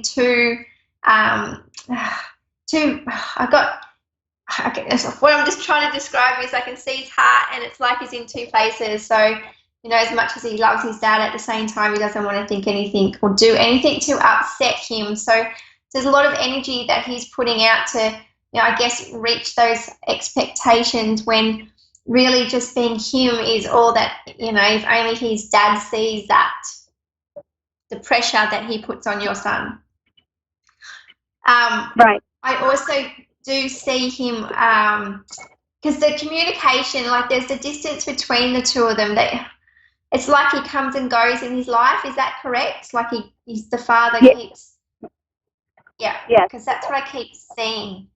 And what I'm seeing around him is that I've got number 8s around him, so it's letting me know whether there's issues around, that he comes, in regards to money, there's money issues around your ex-husband there. There's the money, there seems to be money issues going on. So whether that he feels like he needs to, always reach out on a limb to really go out of his way to be there for his dad, even though he knows that, he hasn't been the greatest example in his life.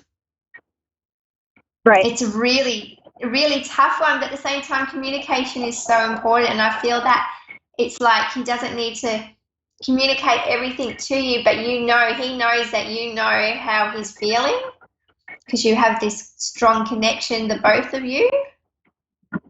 Yeah. What I'm getting is that your son, is he moving away? Because I keep seeing a car, so like he's ready to move. Is there any kind of moving around, like location move around him at the moment as well? He's with him right now. I'm going to pick him up. Oh, okay. So you're okay. Because I've just got that going on around him. Also, it's amazing. It's like when he's got lots going from it, and it's like his dad keeps coming in, I guess, at the wrong time. It's never a right time, but it's always, he puts a lot of pressure on your son, is what I'm saying. And I know that it will get to the point that what I'm saying is that your son will put his foot down and really stand up for himself in a way that, boundaries are really important in the relationship that they have at the moment. So the more he puts his foot down and speaks up, the more those boundaries aren't crossed. Right. But yeah, so that's what I've got around him. Also around your ex-husband, around there where there's health issues that are coming through as well. With what? What issue? Has he got health issues? Because what I'm seeing, I keep seeing the word health around him. Oh, I'm not sure. Yeah, that's okay. It's just that, sometimes I'm just a messenger, so that's just bringing about his health. But your son is strong, and what I'm saying is that he doesn't like to, he just doesn't see, he has a good heart, he has a big heart, and he sees the good in everyone. So I do see that he will see, I feel he already knows the truth and how his father already is, but he's just, the fact that he is his father, he, I guess, lets things slide a little bit. But it's just, there's a lot going on there. But I think because the kind of person that your beautiful son is, he knows what his dad is doing. Yeah. That's what I was hoping for, but I didn't know if he was going to wake up to that. Yeah. Kind of been in denial. Yeah, definitely. And it's hard to talk about it as well, because it's like he doesn't tell you everything, but you know without him telling him what he's doing, and it's just by the reaction of your son when he talks to you as well. You read that in his body language. It says enough. But yeah, communication is the key, is what I'm seeing. Once he puts his foot down and knows that he can't, just boundaries and communication is really important around him at the moment too. Yeah, we don't have any at all. Yeah. And just another thing around your son as well. Does he do does he enjoy cooking? Because I keep hearing the word cooking coming through. Is he good at cooking? He's only 6 months. He's only 6 months old. Okay, so where did I get the 31 from? Unless I heard. Okay,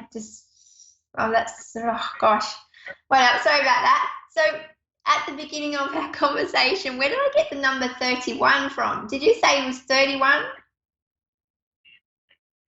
Yes, yeah. So his dad is 31. No, who's 31? Sorry. Yes, he is. Yeah, it's okay. So who was 31? Yes, he is. Oh, he is, but who's 6 months old? Yeah, my son is 6 months old.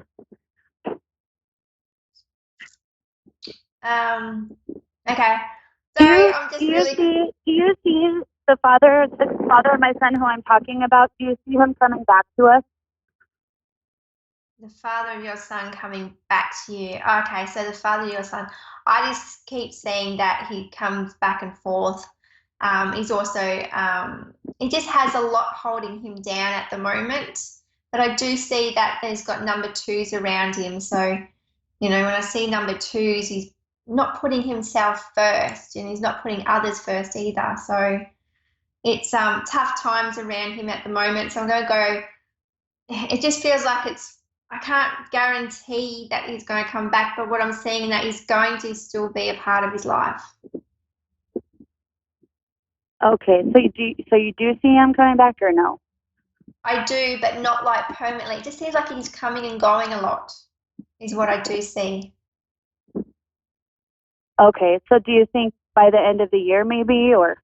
Yes, definitely by the end of the year, because I keep seeing number 1, and generally when I see number 1s, it's new beginnings, but when I also see number 1, like 1 year, so whether it's 1 year from now, but 1, yes.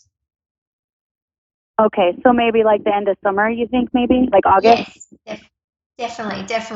It's and he just seems to be all over the place. Is what? Yeah. He just has my heart, and I just want him to come back, and I just can't seem to move on. I've tried dating other people, and it's like I can't, and I just really want him to come home, and I'm hoping that's part of my future plan. I hope he opens his eyes and comes back home to me and his son. So. Yeah, definitely. Yeah, and I do see it's a time thing as well. So it's like, it's what I'm seeing around him is that he just feels like a disappointment also, but he's got fears that are holding him back. So I keep seeing his feet being weighed down, and it's like what I'm seeing is a hard life. At the same time, he's also hasn't made things easy for himself either. Yeah. So you kind of think more towards? Do you kind of see more towards August that he'll be back? Definitely, and there's lots of financial. I keep seeing number 8s around him, so he's organising his financials, or in regards to work, or there's money. There's something going on around money with him as well. Okay, so do you see another child coming into his life? By the way, because the girl that he's with is pregnant, but for some reason I don't feel that it's his. Oh, okay, because I keep seeing 2s where that was yours. Okay, so that explains another child in his life, because I get the number 2. So whether that's another child with you or the one that he has already to make up number 2. Oh, okay. Because I talked to another lady, and she says that she didn't see another child coming into his life, and she didn't think that it was his. This one that that his girlfriend's having right now. Yep. And I think more so down the track, I keep seeing you with another child. It has to be because it feels like it's more closer to you than to the other lady as well. Okay, so like me and him would have one. So you don't think that the one that she's carrying is his? No. Okay. No, because I've got it more on yours. You know, because when she posted all that on social media, for some reason my gut was like, I don't think that's his. And I did talk to another psychic lady, and she said that she didn't feel any other second baby energy around him, so she thought that maybe this baby wasn't his. Yeah, definitely. I don't feel that. Yeah, that's correct. I keep seeing another baby around you. Okay. Well, that's good to know. I guess I'll just try to keep out hope for August. It's just been really hard and heartbreaking. So. Oh, it has, and it's time, and it's like, you know, we want things now, and I do feel like, you know, communication is the key too, as hard as that is, that, you know, communicating, but then also time, it's hard, you know, because, you know, you haven't got time we all got time, but what I'm saying is that, you know, it's exhausting too, because you're waiting too, and waiting takes up a lot of energy, and you use, you know, it's a hard thing to go through.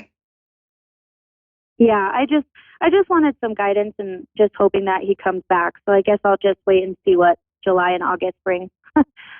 Yes, definitely the warmer months, because I keep seeing the sun around you. Okay. Thank you so much. I just wanted a little guidance. No worries at all. Take care. Keep out some hope. Yeah. Thank you so much. Definitely. That's okay. Bye, Madison. We have Brenda in Silver Springs, Florida, USA. Hello, Brenda. How are you tonight? I'm good. How are you? Very well, thank you. How can I help you? I need a medium reading. Yes, yep. Anything specifically you just would like me just to keep on talking to see what comes through for you? Let me just see.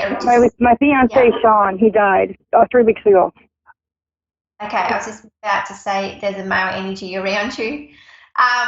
What I'm having with this male energy that I have around me, I've actually got really sore ears. So around my head area, like okay, let me just see what else I've got come through. Was he into fast cars, motorbikes, fast things? Huh? Was he into fast things, like fast motorbikes? Was he into fast cars? So I have motorbikes around you. I have fast cars around you. Yeah, well, what energy? I can't understand you, ma'am. You're breaking up bad. Oh, okay, sorry. I have a male energy in the room, and what he's letting me know is that I keep seeing his helmet. I keep seeing his like a helmet. Was he adrenaline junkie? As in, like, he loved the fast life, like adrenaline rush. He wasn't afraid to try new things. Okay. What I'm just feeling the energy of the male energy that I have around me at the moment. I keep seeing that it keeps drawing me to his heart area as well. I can't understand you. Okay. Can you hear my voice, or is it just not clear? It's broken up really bad. Okay. Let me just see. Okay, so also let me just see. Okay, so basically what I keep seeing is that he's very connected to you. He has, you know, I keep seeing his heart. So there was heart complications, but he feels like he was so young as well. So I've also got, let me just see who else I've got coming through as well. Did he suffer some kind of depression? Because I have a black dog around him at the moment as well. Generally when black dogs come through, it's a sign of depression, not dealing with one's emotions. It wasn't what didn't express himself clearly? Did he what? Okay. Did he have any form of depression? Because I keep seeing a black dog around him at the moment. A black cloak around him? No, a black dog. Dog. Well, he was depressed. Yeah, okay, because that's what he's letting me know. Also, he left something behind. There's also, I'm really drawn to whether it's a wrist or something that goes on your wrist. Did he have like a wristband or ankle? Oh, no, wrist, not an ankle band, a wristband, something that went around your wrist. A watch. No. No. No. Okay. No. Because he's grabbing my wrist. Do you have anything going on with your wrist at the moment? Yeah, it's numb. Okay, yeah, okay, because he's showing me that. And it is on your left side at all? Yeah, it's on my left wrist, yeah. Yeah, and it's like he's grabbing your wrist as well. So this is letting me know that he's by your side. He's not that far. He's always very close to your heart. He even watches you sleep at night time as well. He wants to let you know that he is okay and that, it's... What I keep seeing is that at the moment, are you not going outside? Are you not leaving your house as much as you would? Because I keep seeing darkness around you at the moment. So what he's letting me know is to keep on pushing through the hard times that are ahead of you. He is always by your side. Okay. I got a question. Yep. What about all the lies he told? Doesn't mention anything about that. He just lets me know that there's just hard times ahead. I can't ask him questions, but I'm only the messenger, what he brings through. He keeps bringing me through flowers, so I keep seeing lots of flowers around you. Are you coming up to some kind of birthday or anniversary or something as well? His birthday's coming up in July. Okay, so that's letting he know that his birthday's coming up as well. The flowers that are around you. Also, was there, so what he's showing me is, I keep seeing lots of letters, so where there was lots of text messages that things got complicated with messages getting across to people.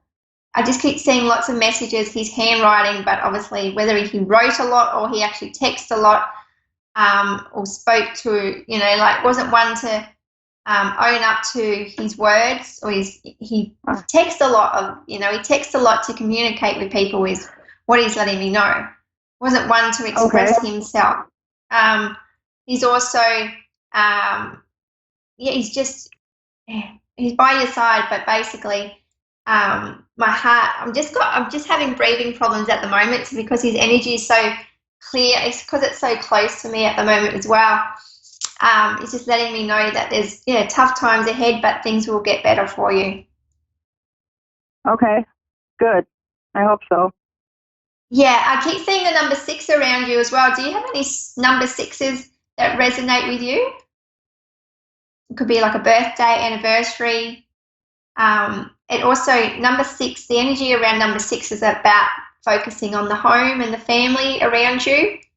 It's also about new beginnings as well.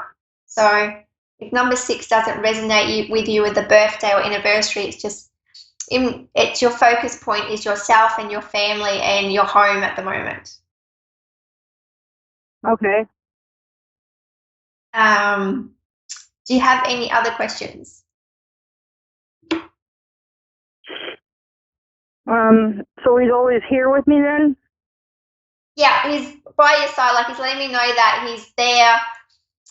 Basically, yeah, I just see him right beside you, and he keeps saying, because I keep saying he's drawn to his heart. He didn't have any heart complications or anything at all, did he? I don't know. We're waiting for the autopsy results. We haven't got them back yet, so we're not sure exactly why he died. but Yeah. that could be. Okay, because that's what he's showing me. He keeps pointing me to his heart. And it's just, tough times ahead, and things are going to take a little bit to heal and move forward. And he's definitely in spirit and around everyone, just helping them move forward. He sends his love, but it's also, it's just that support, knowing that, you're not alone, but at the same time, he's also moving forward in his life as well. Okay. Also, just in regard, I've also got a cradle around you. Have you got a baby around you, or someone that's had a baby recently? My son had a baby recently. Okay, he's a year old now. Okay. A year old is that baby? Did you say? Yeah, he's a year old. My grandson's a year old. Okay. Because I keep seeing a young baby around you, so he's also letting me know that. He's got lots of energy. So Brenda, I didn't have her. She died. She died before I had her. Oh, I'm so sorry about that.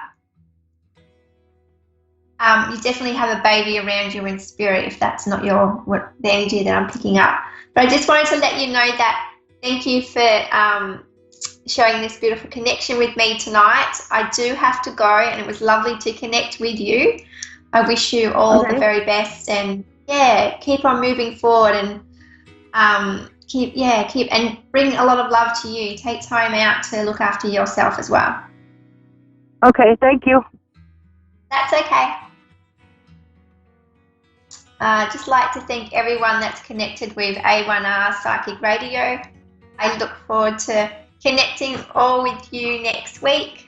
Enjoy the rest of your week. Good night. Oh no.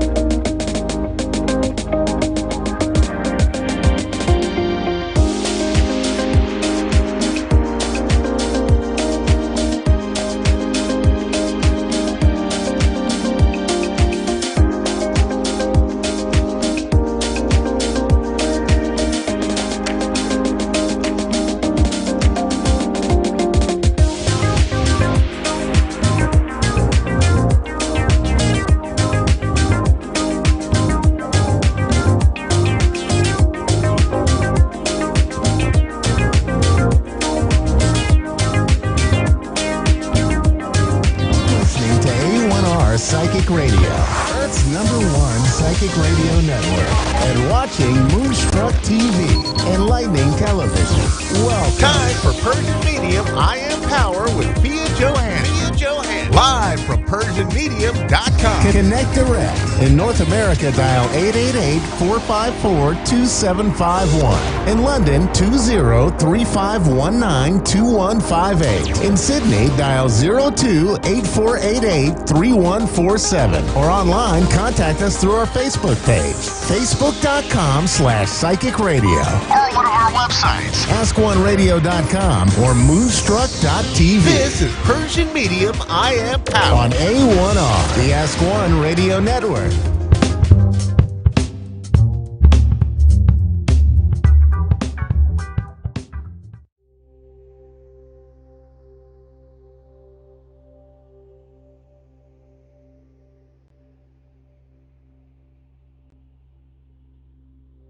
I was at the age of 7. So it was my first card. Yes, that was my first grade. Actually, it was that I felt that I'm kind of different, compare myself with others in the class. I felt that I feel and see things which kind of weird. It was really weird to me because I didn't know to who I have to talk to. What should I say to my teacher? And how can I explain my experience and my connections to, I didn't know at that time what it means. The Holy Spirit, the messages, the things that come to me without asking, or every time when I want to have something, it's just come to me or came to me though at that time. So I do remember I talked to my grandma and I said, I feel that I can hear people, I can see people.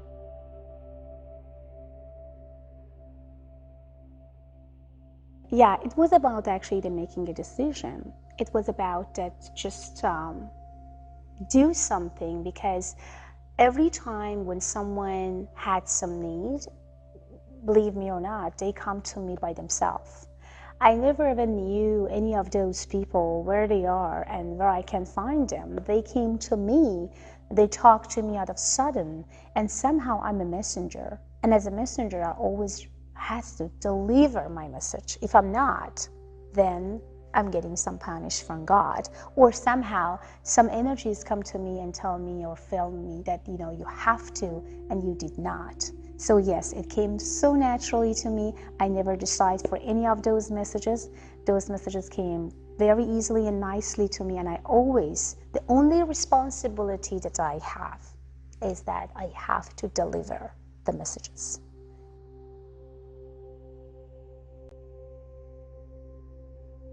Well, I raised with my grandpa and grandma, so I did not know anything about my parents until I was 11 years old. And my mom and my dad got married, and I was just 9 months when they got divorced. Both of them been very young and very mature, as I heard. My dad never been in Iran because after they divorced, so my dad moved to Italy or in Europe. So, and my grandparents did not even tell me about that I have mom and dad. They just act and also pretend that my mom is my grandma and my dad is my grandpa. My mother is my sister and my uncles is my brothers. So that I heard until I was 11 years old. So I was just around the age of 13 that I started thinking about that I need to do something by my own. And of course, my Holy Spirit and God always was behind me, helped me, guide me, and let me know exactly where to go and how to do. So I started little business by business, and I felt that, oh, now I became a businesswoman. It's like a young 13 and 14 years old lady that is starting to kind of, feel and sense that she has connection to people. She has connection to God. She has connection to the source that she never ever thought that she could ever go there.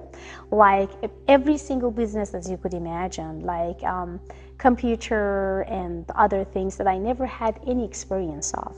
So yes, I start my real business at the age of 13 and became actually the marketing manager for a big company actually in Iran, in Tehran, as a marketing manager. Yes, I did.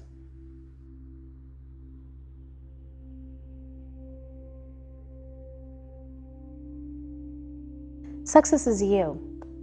You are success. Success is everywhere. Success is something that you think and feel and connect into your own abilities. Success is about that you believe in yourself in the first place. Success means that you never let down or let go of anything that you want and wish because someone telling you that you can't. And you know what the most amazing success for me was? When people said, you can't do it, and I did. That means success.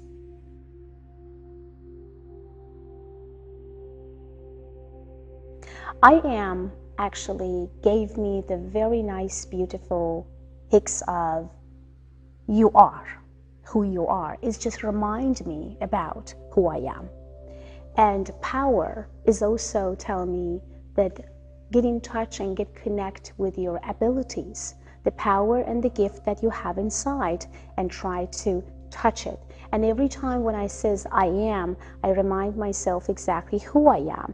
And power is telling me what type of power and abilities I have that I can receive and give, or give and receive to my audience, to my clients, to my students, and to my followers.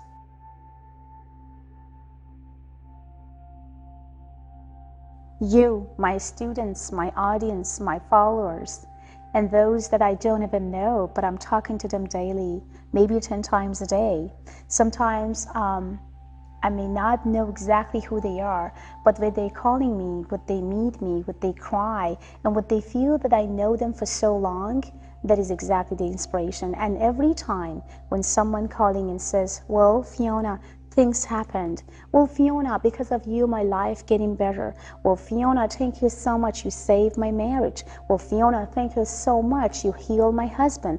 Well, Fiona, thank you so much for everything you did.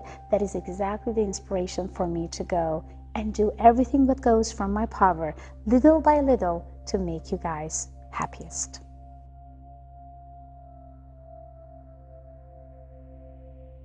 Well, it's very funny because I'm actually having or had or still a lot of people who is non-believer. And what the funny part was, those who was non-believer, when they was around me, the Holy Spirit and the guidance that come from the add energies is just showing them that they are completely wrong.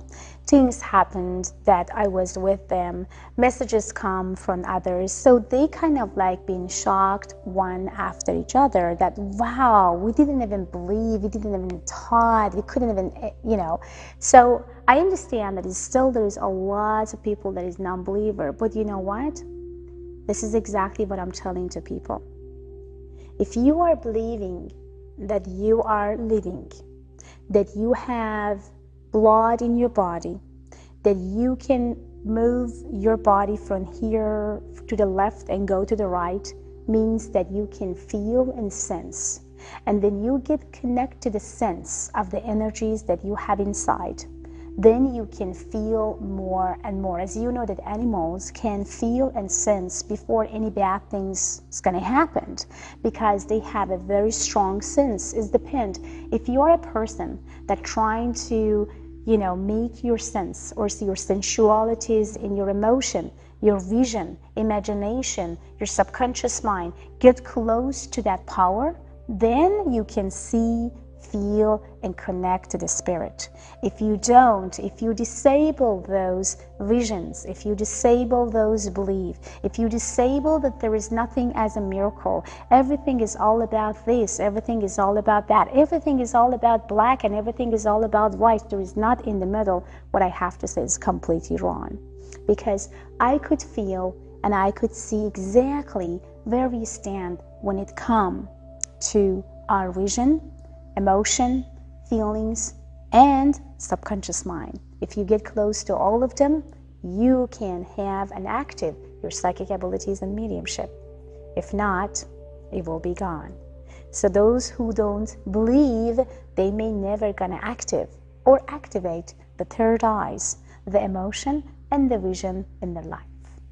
So my advice to all of them is about to open up, activate it, believe it until you achieve it.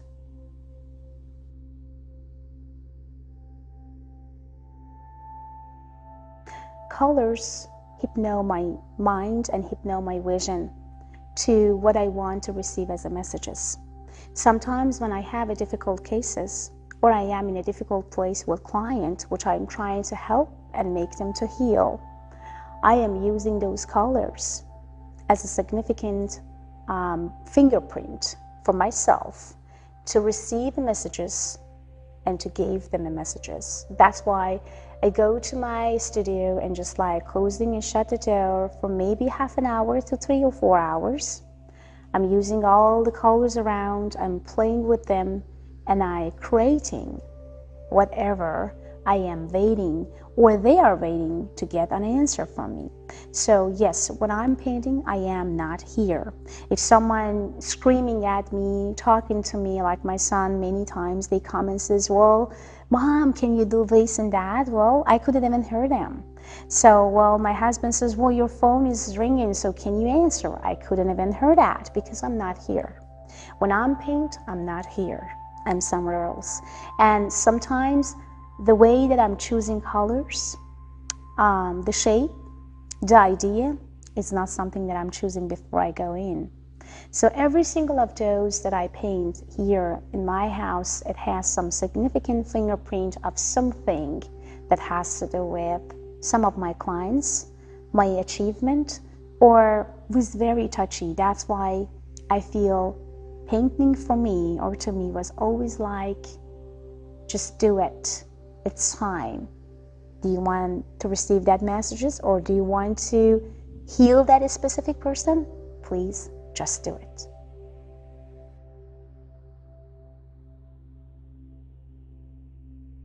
So many people ask me about like, is it a pentagram? Is this something that, is this not a pentagram? Is it not something that people or others use? Pentagon is my technique. It's my technique in between God, me, and Holy Spirit. In between you, God, and Holy Spirit. In between math and the quantum physics. So it's all about many angles of whatever you want to be and wherever you want to go. They guide me, they tell me, both in a science way and in a very spiritual way. That's why I'm using Pentagon as whatever you want me to ask for. And this is a technique that I can't really teach anyone because this is something that come through me, gave me the messages, and almost after so many years, I received 99% accuracy for the Pentagon reading. And it's all about your real date of birth, and also is about what you want exactly to know and what type of messages I can receive. And if there is any warning, anything that you should be aware of, the Pentagon will tell you what to do or not to do.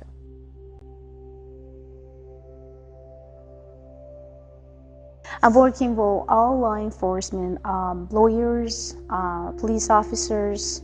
Also, I had a couple cases where the highest top. So, yeah, I do. There is a lot of mystery questions about mystery murder cases, about questions that why this person is just like missing for 2 months without even have any sort of communication or connection with the family. The lawyers basically had kind of like insurance company cases, example. They want to know that if that specific company telling the truth about what happened or not happened. And through their investigation, they're going to figure out that, oh no, that's not true. Because the only things I'm telling them that there is 2 ways or 3 ways that they are lying. The first is this, the second is this, and the third is that. So it's now up to you where you're going to go and investigate. And also when it comes to missing people, it's always a pleasure to helping missing, people or family that who has a lot of pain because their family is not around. So yeah, it's such a pleasure when just like trying to use my abilities and my Pentagon, of course, to see exactly where they are. And if sometimes fortunate, I can tell them that, yeah, exactly where they are, but sometimes unfortunate, I have to just find a body for them and then let them to release and relief from that pain.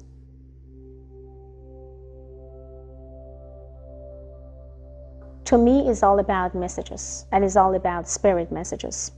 I dreamed again, and in my dream, I saw a very beautiful, gorgeous lady. I couldn't see the face, but I saw the beautiful white hair, long, white, beautiful hair with the white dresses. And when I say dresses, because she wore a couple like a dresses through her, it sounds to be that I could see her to transfer from the one place to second place and changing a dress through the white again and again and again and again. And to me, it was about like, what is the message is all about, why I dreamed about her. And then I didn't know exactly how and which way. Then I asked again, can you please tell me what is all about? Can you just please tell me why I had you in my dream and who are you? So next day, not, but the second day, I dreamed about her again. And she said, where white became light. I woke up and I felt like, oh my God, what is that?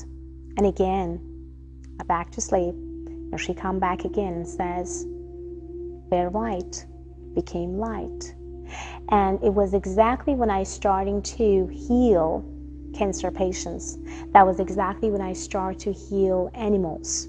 That was exactly when I healed, when I got the results as a healer, that how strongly things got exactly what we want.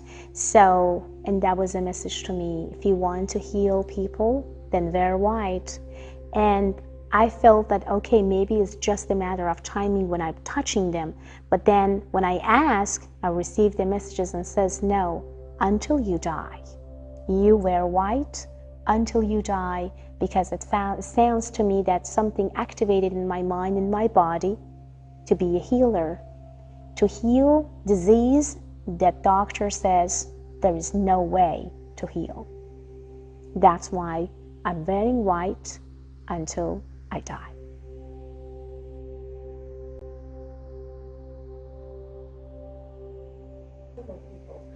Well, my message to Singing People is about don't give up, because, and if you guys have any bad experience in the past, that doesn't mean that it's going to continue, because life is just about you, and is about that how you look at the life and your, passion what you had. So let's say that people come back and say, well, you know what, I've been hurt, I've been raped, I've been abused, I've been this.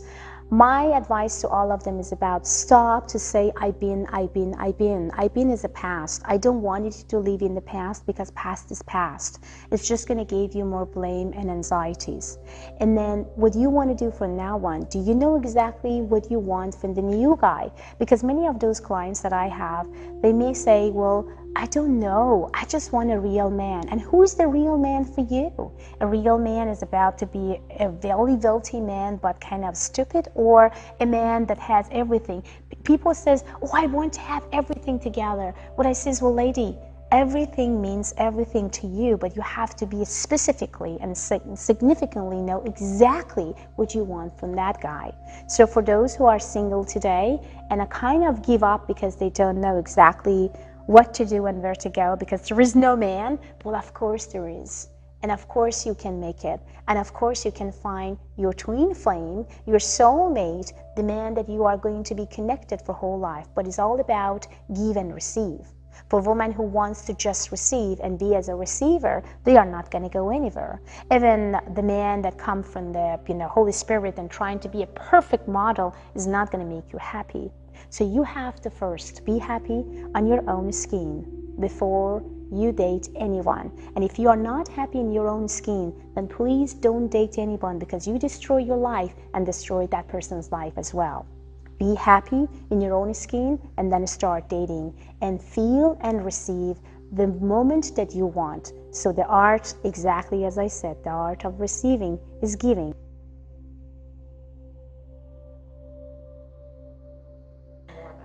I love horses a lot. I did from age 10, actually. I would love to follow everywhere, look in every magazines to see, because to me, horses was a beautiful, gorgeous spirit.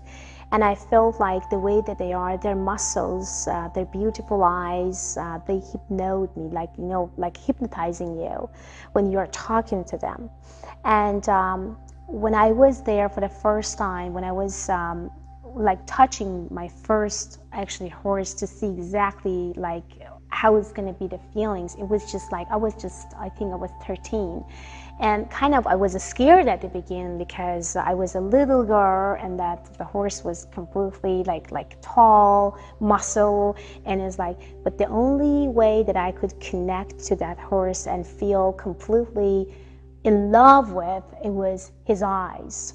So from there, I could see and feel the eyes of, you know, every single horses that I could even see through the magazine, through actually, you know, TV shows and everywhere, that I am connected to them. And believe me or not, it was so cool because every time when I manifesting or want to manifest about something, the first things that come to my mind, that was the beautiful eyes of horses. And specifically the first time that I met my first horse at the age of 13, I always remind about that beautiful eyes.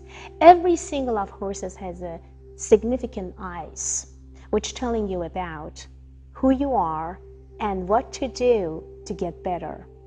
Many of horse owners asking me, well, how can you tell to my horse? Because I told him before in the past, I told her, but they are not listening. But they do listen to you right away, right now. And it's all about connection. So your horse and the way that your horse come to your life, it means a lot. That means something for you. That you are connected to your horse in the past life. That means that this horse may gonna tell you something or some messages that many of those owners doesn't know how to connect with. That's exactly what I'm doing.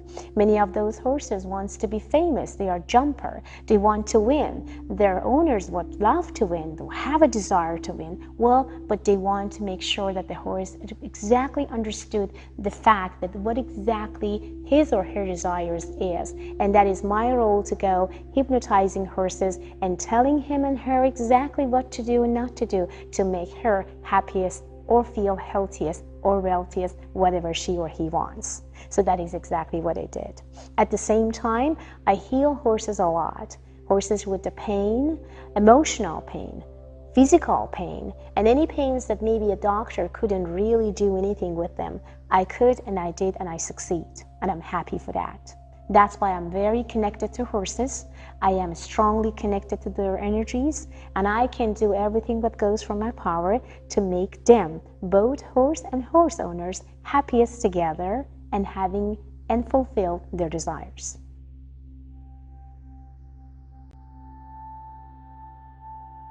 Okay, the way that you guys can see me or talk to me or find me is in 3 ways. Okay, the first way is Avid Advice. AvidAdvice.com is an online platform that you guys could just call, chat, and ask any questions you guys have. Many of you guys may not living in California, or maybe you are located in Europe. Many of you guys may be in Australia, maybe in another state. So it's kind of very hard for you guys to fly here and just say, well, you know, Fiona, can you just ask this, you know, just answer these questions? So you can call and chat with me anytime and no time. I'm always online 24 hours and 7 days because of all the clients that I have worldwide. Then, you know, they're going to be the shortest, the nicest, and maybe for you, the easiest. And the second is my radio shows, which is people calling and listening to my radio shows for half an hour. But unfortunately, not people can find me easily there because there's tons of people that waiting on the line to trying to have a convo with me. And the third one, which is the best ever one you can think and imagine, is a face-to-face meeting in my wellness center with my team in Corona Del Mar and in Avid Awakening. So we do a lot for you guys. We will do and touch your soul, your body, and your emotion and get you closer to yourself. So that's why I'm receiving a lot of emails after that says, well, Fiona, I would love to see you again. I would love to talk to you again and see your team, because after I went home, I just been somebody else. And of course, this person can't come back all the time. So what they are doing, they calling me on Avid Advice after that, and they asking again for other, subject and object what they have in their life, and they want to make sure that if they can make it as a progress. So that is exactly what I'm doing, and that is exactly what I did all my life until now.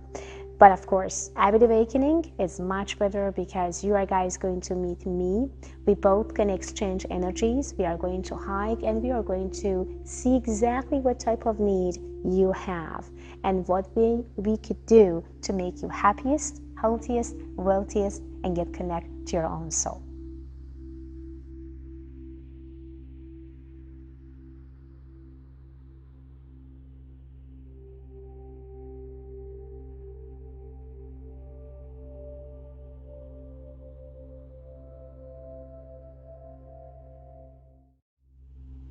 Welcome to Avid Awakening, a beautiful, gorgeous wellness center who will adjust you mentally, emotionally, and physically. Also, it will help you to manifest your finance, anything and everything you desire for. This place is a very beautiful place which is located in Corona Del Mar. So please book your appointment today.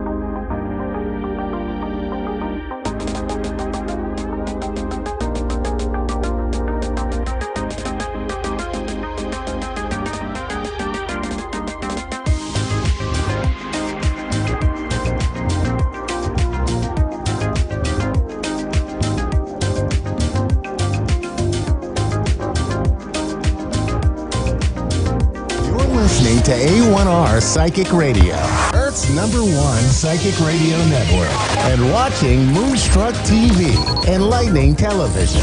Welcome. And now, Australia's Psychic Cowgirl with Tanya Reid.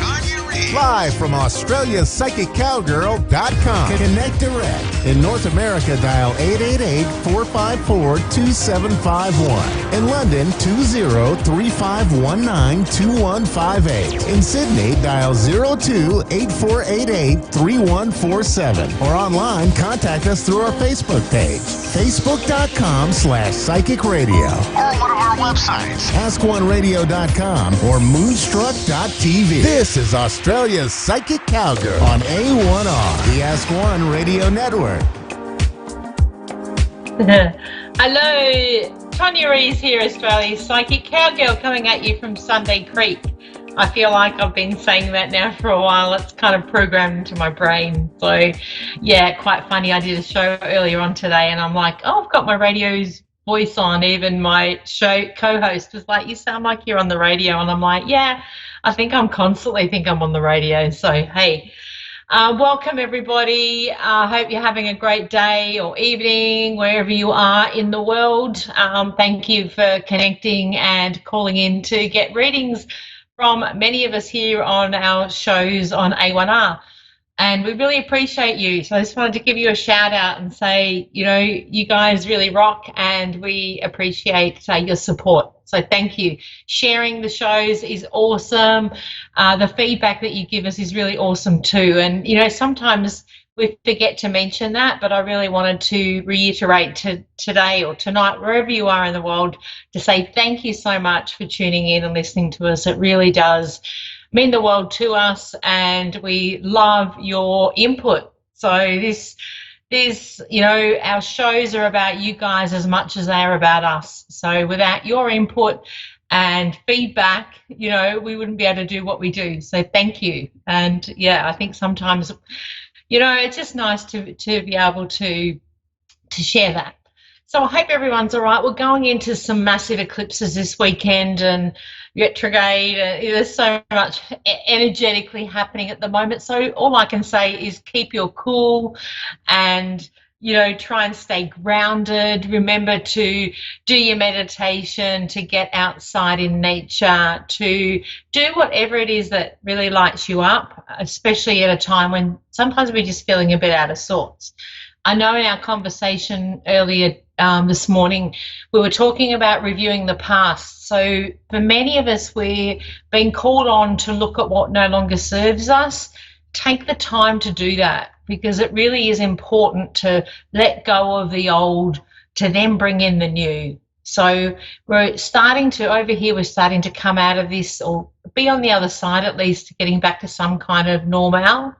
You know, as not totally as we remember it, but certainly, you know, being allowed to have more freedom than earlier on. So it's great just to be able to be mindful of, you know, the fact that whatever inner work you needed to do, or you still might be struggling to do, get help with doing it if you need it. Know that there's people to support you going through any challenges, but also keep the faith that what's happening around you is for a reason. It's time for change.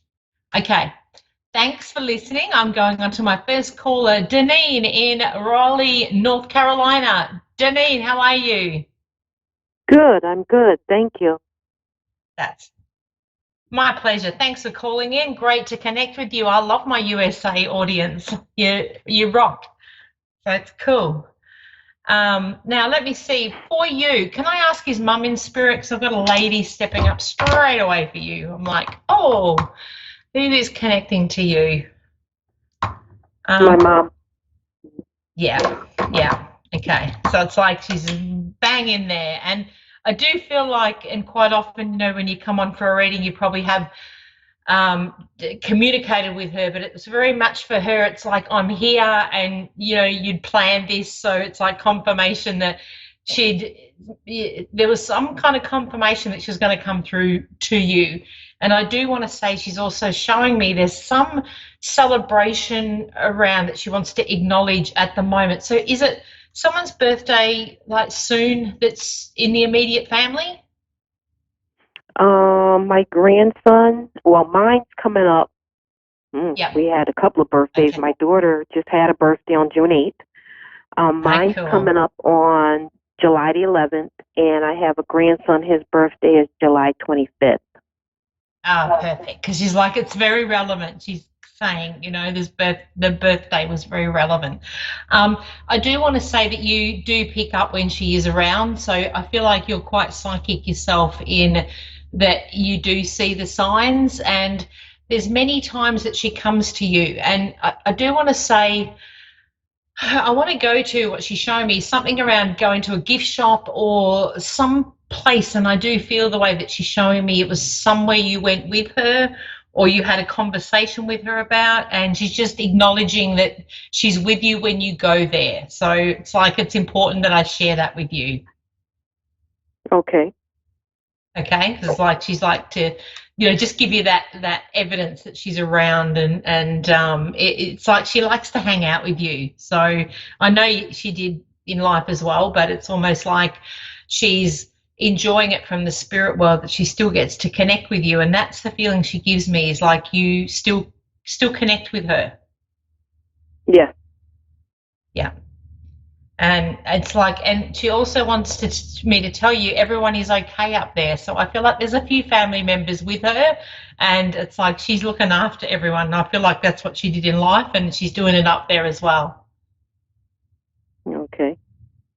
Yeah. And I feel like there's a young, like it's almost like, because she's very nurturing, and there's someone young around as well. So I don't know whether there's someone in the family that passed younger, and she's just sort of like handing me, and I feel like I want to go to a boy that's with her, and it's almost like she just wants to say he's here with me.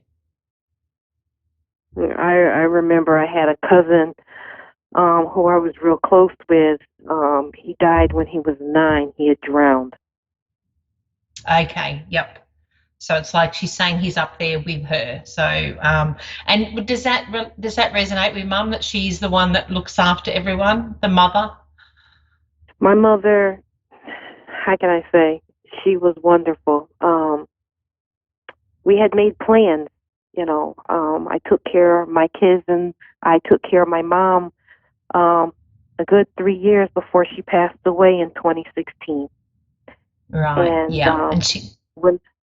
When I decided to make the move to North Carolina from Connecticut, because I had my mother cremated, I told her when I left Connecticut I was going to bring her with me. Awesome. And that's obviously why she's giving that message, that she's around you, she's enjoying things around you, and just sharing that story is wonderful, because it really just shows how much connection you have with her, even in spirit. And I love that. She's a lovely person, and I want to say there's a bit of a sense of humor as well. Yeah. Yeah, so it's like she likes to have a bit of a laugh, and I do feel like when she's showing me that, and she has a bit of fun sharing things with you, and I feel like she moves things around for you. It's almost like she has a bit of a laugh when you get frustrated. So I don't know whether you put things down and you can't find them, and it's like that's Mum going, yay, I'm having a bit of a laugh with you. So she feels, and it almost like her energy feels like, I'm pretty clever, I can do this in spirit. So it's like she's quite proud of herself, and she does acknowledge that you still connect with her and talk with her. Yeah. And especially I feel like when you go outside, there's a connection to Mum. So I'm walking out the back of somewhere, and whether that's a time you talk to her or that's a time when you're not preoccupied is what I feel like she's showing me. So it's like she really enjoys that time. Okay. She's gorgeous soul. And okay, so you've already moved, but there's some other changes happening around you, and I want to go to, it's almost like the family coming together even more is what she's showing me. So have you got, like, with your family, is there a few of them that are moving closer, or there's something, I feel like the family's coming together more so than it has been before? Yes. Yeah. Since I've moved to North Carolina, finally next month in July, I will have all of my grandchildren together at one time. Woohoo! Yeah, because it's like there's that acknowledgement. You're like, everyone's coming together. It's going to be a big Yes. party, and yeah, it's like a real blessing. And she's excited about that, and obviously you're excited about that too. So that's really cool. So there's quite a few grandchildren. Have you got more boys than girls with the grandchildren? Where does I feel like I've got a few more of the male energy than the females. Yes, I have more boys than girls. Yeah. I also want to mention, because she's showing me, this is just her giving this to me. There's two. They're all special, so it's not that she's pointing out two that are very different, and there's different aspects to them that have it's a really different connection, and especially to you is what I want to say. Mm-hmm. And it's like they're sensitive, so it's a little bit like sometimes they're not fully understood by everyone, but you make it right for them, and they come to you and they feed off you, because it's almost like I feel like what she's showing me is you understand them. Right. Yeah. So it's like, and it's really sweet. And with that, I feel like with one of them, there's something that that almost hasn't been picked up in the way that they. It's like the way they process things is what she's showing me. So I'm not sure whether they struggle a little bit, and it's like they sometimes can't work things out, readily. It's not that they're not smart or anything, but there's sometimes a bit of a gap in the processing, I want to say. There's something around the processing of information. So at times they can be a little bit misunderstood, or they don't fully get information. So it looks like sometimes they can be naughty, or specifically I want to go to one, but they're not actually being naughty. They're just not fully understanding what's expected of them. Mm-hmm. Okay. But it's like, they have a special gift within that, so it's like what she's showing me is I'm a sensitive little soul, and I have a real gift. And I feel like they're very empathic, so they're a real sweetheart, but just struggle a little bit at times with processing information. Okay. The way she shows that to me, I feel like they're younger, and possibly it hasn't been fully explored yet or fully realised that there's that little bit of a, it's just almost like something that doesn't fully get processed. That's what she's showing me. So I'm like, okay. But it's like you're the key in this. So possibly this is one that's moving closer to you. I feel like. So, but it's like Mum's like, you're there to make that happen. Okay. Does she feel that, I moved here from I've only been in North Carolina for like 11 months now. And I just want to make sure I did the right move in coming down here, getting another job.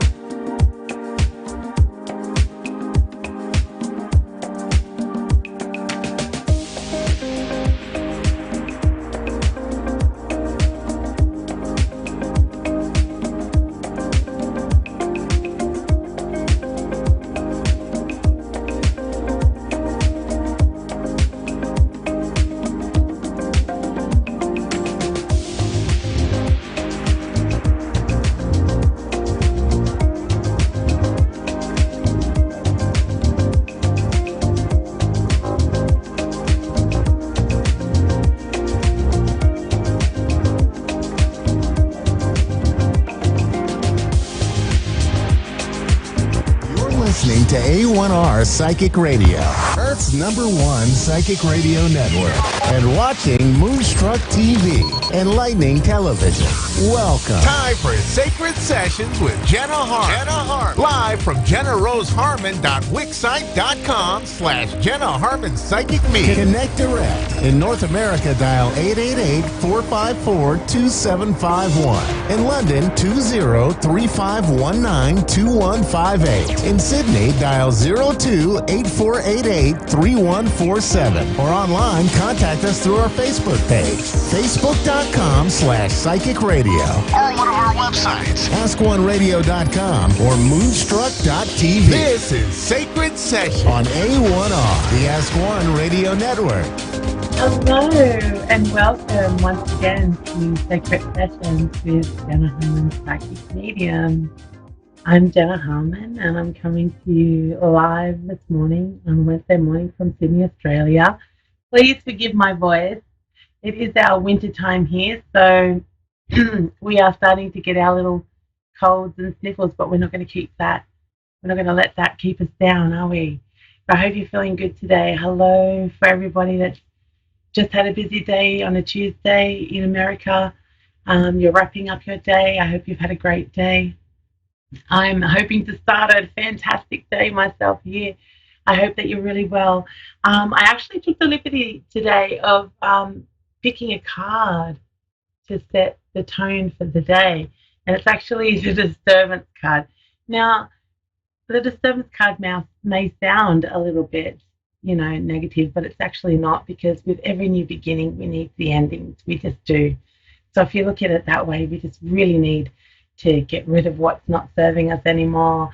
We need to get rid of the old energy, the stagnant situations, the dead ends, the relationships that maybe aren't going anywhere at the moment, or we're both going on our different separate paths, and that's completely fine as well. So the disturbance card always symbolizes the things that we're going to have to get rid of in order to step forward and to go into a positive situation into our future and bring what we want with us. So as much as it may sound a little bit like not so great, it actually is, in a way. It's kind of like taking stock of your life. If you look at it like your life is like a supermarket, and there's things on the shelf that we constantly grab at and we need energetically, and we need for our own sustenance, whether it's food, whether it's your energy and those who surround you, those who are taking from your supermarket all the time. So if you want to look at that as a really great indicator of where you're at, what's working for you, what's not working for you, and what you kind of need to bring forward to get things going the way you wish. So the disturbance card actually symbolizes the beginning of the new. So it's actually quite a positive card if you want to look at it that way. So anyway, let's share our sacred session today. Let's get into it, because I'm really pumped with energy. So I'm sure it's going to be a great one. And we have Michelle from South Shields, England, UK. Hello, Michelle. Hi. Hi, how are you? You okay? I'm fine, yes, thank you. It's very late here, so I'm brilliant. It's almost bedtime. Are you there? How can I help you today, Michelle? Hi. Hiya. Just really hoping to hear anything positive at the moment. Yes, no, actually I get quite a bit of positivity coming in now, Michelle. I also feel like I want to connect to a female or in the spirit world that's coming in quite strongly around you. She comes in as a very firm mother figure. So I'm not sure where she fits in. She also comes with the color yellow for you, Michelle. She also wants to talk about the birds or the feathers. So if you don't know what she's talking about, I feel as though there may be some signs coming to you from the spirit world. She wants to also talk about the last 2 months, or something about the number 2 that comes around you, and that it may have been trying and testing. But there's actually some positivity coming. I feel like I want to really encourage you to keep stepping forward, because I feel like something big's coming. She makes me very excited. So it makes me feel like it's something that's coming from what you're wanting and desiring. I feel like there is change around you, but I actually get that as a lovely, awesome thing. Now, I'm also talking about your home or your situation around the home. And I don't know if you've been thinking about moving things, changing things, renovating things, but I feel like there's movement and change there as well. But I want to go back to your personal journey. I also want to say, are you one of those humanitarian souls that gives to those around you? Because I feel like I want to give. I want to be of service. I feel like that is where my heart truly is. That's very much my personality. Yeah, I do like to please people. Now, well, it's kind of who you are, sweetheart. And I wouldn't say please, honey. I would say share your loveliness with everybody, you know? And that's not to say it's not time to take. Mum's trying to tell you that it's time to have a little bit of balance. So we need to put the feet up as much as we're running our feet ragged in the day. We need to have some time out. And maybe now that things are getting back to normality, maybe it's time now to start having some trips away and things like that when things come. She also wants to acknowledge July, or the number 7 for you, sweetheart. And she wants you to know that things will be a lot more ease. Now, let me say to you, I don't get massive stress for you with what's going on with you. But she's saying that things will feel a lot more easier, or that things will be more smooth. Is there also a young boy in his teenage years around you, darling? Yeah. Yes, okay, because she wants to know that she's also watching the situation or watching around that young man. So she wants you to know that she's there and she's watching. So please, if that's where your concerns lie. Okay, but partly, yeah. Okay, well, that's one of the situations. Mum wants you to know that she's around and she's supporting you through that, darling. She also wants you to know she's sending you a lot of love, darling. A lot of love. And I want to connect to the letter A. Now, I'm not sure if that's a name or a month, to be quite honest, or maybe both, to be honest. But I want to say to you, I'm getting a lot of chills and a lot of tingles. She wants you to know that she hears the prayers. Or I don't know if you say your prayers of night, darling. Yeah. She wants you to know she's with you and you're doing that, my love. And she wants you to know that you are definitely surrounded by that love and that guidance and that support. Just like when she was here, my friend. You know, she also wants you to know that, is there a male in your journey as well, my friend? Yeah. She wants you to know that she's keeping an eye on that person as well. I don't know if they're looking after themselves completely health-wise. Now, when I say that, I am not scared health-wise. Please don't get me wrong. She's just saying that there's a need for concern. They need to look after themselves a bit better. Their diet, their water, looking after themselves, their blood pressure, that sort of stuff. But I don't get anything I'm really scared for. So that's my indication that there's nothing to worry about there completely. He just needs a bit of tweaking with how he's living his life. That's all, sweetheart. I also get, does he move quite a bit with his work? Because I feel like I want to put kilometers. Yes? Okay, yes. So she's saying that he's protected too. She's saying she protects him. She protects the vehicle. So, sweetheart, realistically, your mum is so much around you and she wants you to know that things are going to be quite fine. I also want to acknowledge the South to you. So I don't know if there's more of her children or more of your family south of you or a location to the south of you. Please forgive me, I don't know where you are, but that's all I'm getting in that regard. I also want to know, is it you that has small white vehicle, darling? No, not me. I'm looking at a small vehicle. So I just I'm going to put it out there for you. There's no concern there either. I actually wanted to say, was it a young female driver? So this may come to you afterwards, after the session is done, but I will give you the information just in case it makes sense. And she's just saying that she's around the female. Is there a female or a granddaughter or someone studying right now, sweetheart? Yeah. My Yes. daughter Mina, yeah. Everything's going to be great. And let me tell you why. I see the graduation, honey. I see the ceremony. I see the cap. I see the hat. I see it all. So I'm telling you now, this situation is also going to be great. They will have moments where they will doubt themselves, but that is what journeys are, and that's how we grow and we learn our strengths and our weaknesses. So please, everything's going fine at the moment, sweetheart, and I'm not saying that it won't in another moment. But what I'm saying is, I feel like you're worried about those around you. That is that big, beautiful heart once again that wants just to know everybody's okay and well. And for you, sweetheart, I feel like there's some personal stuff that's going to come up for you soon. And it will be this sort of stuff that I'm talking about. This stuff for just you. So I don't know if you get into a hobby, join a group, or start going out with a group again. Maybe now restrictions are coming back. But, sweetie, I feel like things are going to be perfectly fine. I feel like your grandson's going to be fine. I feel like the young girl's going to graduate. She's going to be challenged, don't get me wrong, but everyone is on their path, my darling. Okay? And she wants you to know she sends you so much love.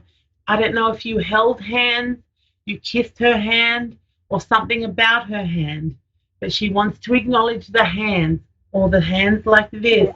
So she wants you to know she's still loving and supporting you, my love, and she will continue to do so. So I hope that gives you some love and some comfort right now, my darling. Please take that, Michelle. I'm sorry I'm going to have to cut it there for today, my love, but I hope that brings you some. Oh, you're so welcome, my darling. Idea. Thank you so much. Thank you. Oh, bless you. You take care of yourself. Thank you. Bye-bye. Thank you, my. Bye-bye. Well, thank you, everybody. It seems to fly each and every week. It really does. I wish I could do readings all day and all night. I really would love to help everybody. Please try and look after yourselves as best as you can today. Please be gentle on yourself. We're going through a lot of stuff in this shift right now, and it would just be a lot easier to do that if we come from love and consideration for ourselves. This has been another Sacred Sessions with Jenna Harmon, Psychic Medium. I hope you have enjoyed yourself. Big love to Michelle and her family down in South Shields, England. Thank you for letting me do your session today. Thank you for letting me connect to your loved ones in spirit. Be good to yourself. Be good to everybody. And have the best possible week ahead. That's all I can say.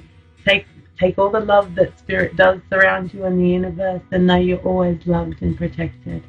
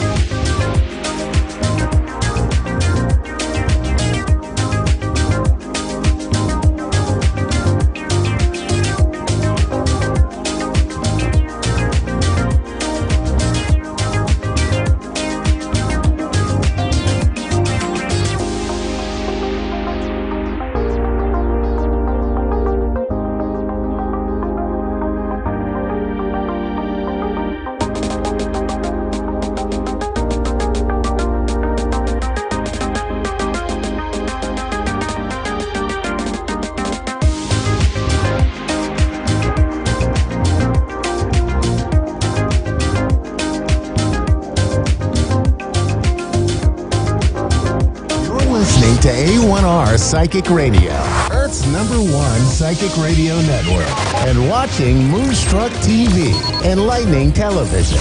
Welcome. And now, Reverend Elliot's Magical Window with Reverend Elliot. Live from magic-works.com. Connect direct. In North America, dial 888-454-2751. In London, 20-3519-2158. In Sydney, dial 02-8488-3147. Or online, contact us through our Facebook page, facebook.com/psychic radio. Or one of our websites, askoneradio.com or moonstruck.tv. This is Reverend Elliot's Magical Window on A1R, the Ask One Radio Network. Greetings, fellow seekers of truth, wisdom, and light. This is Reverend Elliot, your friendly neighborhood esoteric practitioner, coming to you live tonight from the locked down city of New York, which is just starting to reopen a bit. And a lot of people don't take that all too seriously anyway, but that's a whole different issue. And we get together every Wednesday at 11 Eastern, 10 Central, 9 Mountain, and 8 Pacific to spend an hour looking through the magical window of the tarot. The tarot, I call it a magical window because looking through the tarot, you can see things that you don't see with your senses, the things we miss, the things that our feeble little eyeballs, I mean, you know, they an eagle in the sky can see miles more than we can. And they say that vultures, when they're circling a dead animal, that they know that the animal's dead because from all the way up there in the sky, they see the flies on the carcass. Boy, what a cheerful beginning that is. Beware of any radio show that starts with the word carcass. You know, it's only going to be downhill, right? I mean, now frogs, for instance, frogs have eyes that give them exactly what they need to see. That's the way we all are. Our eyes show us what we need. A frog cannot see more than about 6 or 8 inches in front of it. That's it, because that's about as far as its tongue will reach, and it needs the eyes to see to eat. A frog will not see anything that is not moving. They won't see it until it moves. So if you're ever attacked by a lethal bullfrog, you know, I keep thinking of Jimmy Carter being attacked by the killer rabbit, but there are dangerous rabbits out there. I've run into a few bunnies who are a problem too, but that's a whole different story for a later show, and I mean later in the evening. You get attacked by a killer frog, just stand still. It won't even know you're there, and stay about 8 inches away. That's all you need to know.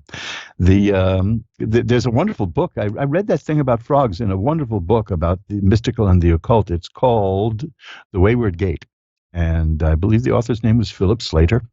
And you can find that book, not for sale. I mean, obviously, I mean, it's not my book. My books are always for sale.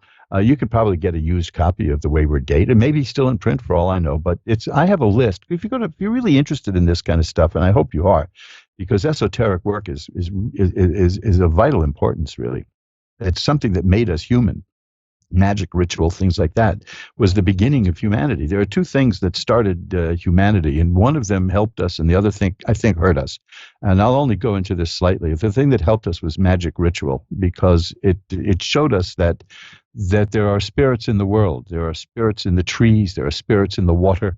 There are spirits. There are spirits at the local saloon too. But you know, that's why they call them spirits, because they get you motivated. And the other thing that really had the greatest impact on humanity was, and I don't think it was a good impact, was agriculture. Now, agriculture allowed us to feed ourselves without having to hunt constantly, and so people would set up a field and grow wheat. Now, you think that's really nice, but of course now it's my field and it's not your field. And now I've got to protect my field from you. And now you get wars and you get nations. And, you know, I think civilization took a wrong turn when it came to agriculture. But I could talk for hours about that. And then the show would be called Reverend Elliot Bores the Hell Out of Everybody. So why don't we stick to what we're doing? But if you want to know about The Wayward Gate and other books and you're interested in it, I got a whole wonderful list of books that some of them are essential for understanding esoteric arts. And it is an art. Don't make any mistake about that. The esoteric arts, you can go to my website, which is magic-works.com. Magic, and then a little dash, M-A-G-I-C-K, by the way. I spell it the old-fashioned way, which a lot of people pronounce magic, but that just sounds wrong in my ears. Do you believe in magic? Just doesn't sound right. It sounds like a cleaning product, you know. So if you go to magic, M-A-G-I-C-K, -works.com, there's a list of books. It's a bibliography really, and it links to the books that are for sale. It links to books that are out of print, but you could probably buy through places like eBay or Amazon, or Thrift Books is another good source. And nobody pays me to say that. Nobody, believe me, nobody pays me to say that. And nobody pays me to put anything on my website. See, that's the important thing. That website is purely mine. It is like 89 pages there. I think there are 89. If I go back and look and find that there are 89 pages, I am going to make it 90 pages. There's no way around it. I'm I round off. I'm compulsive that way. Which is why the mystical arts are good for me, because I'm a Capricorn. I am a very practical person. I do things one step at a time.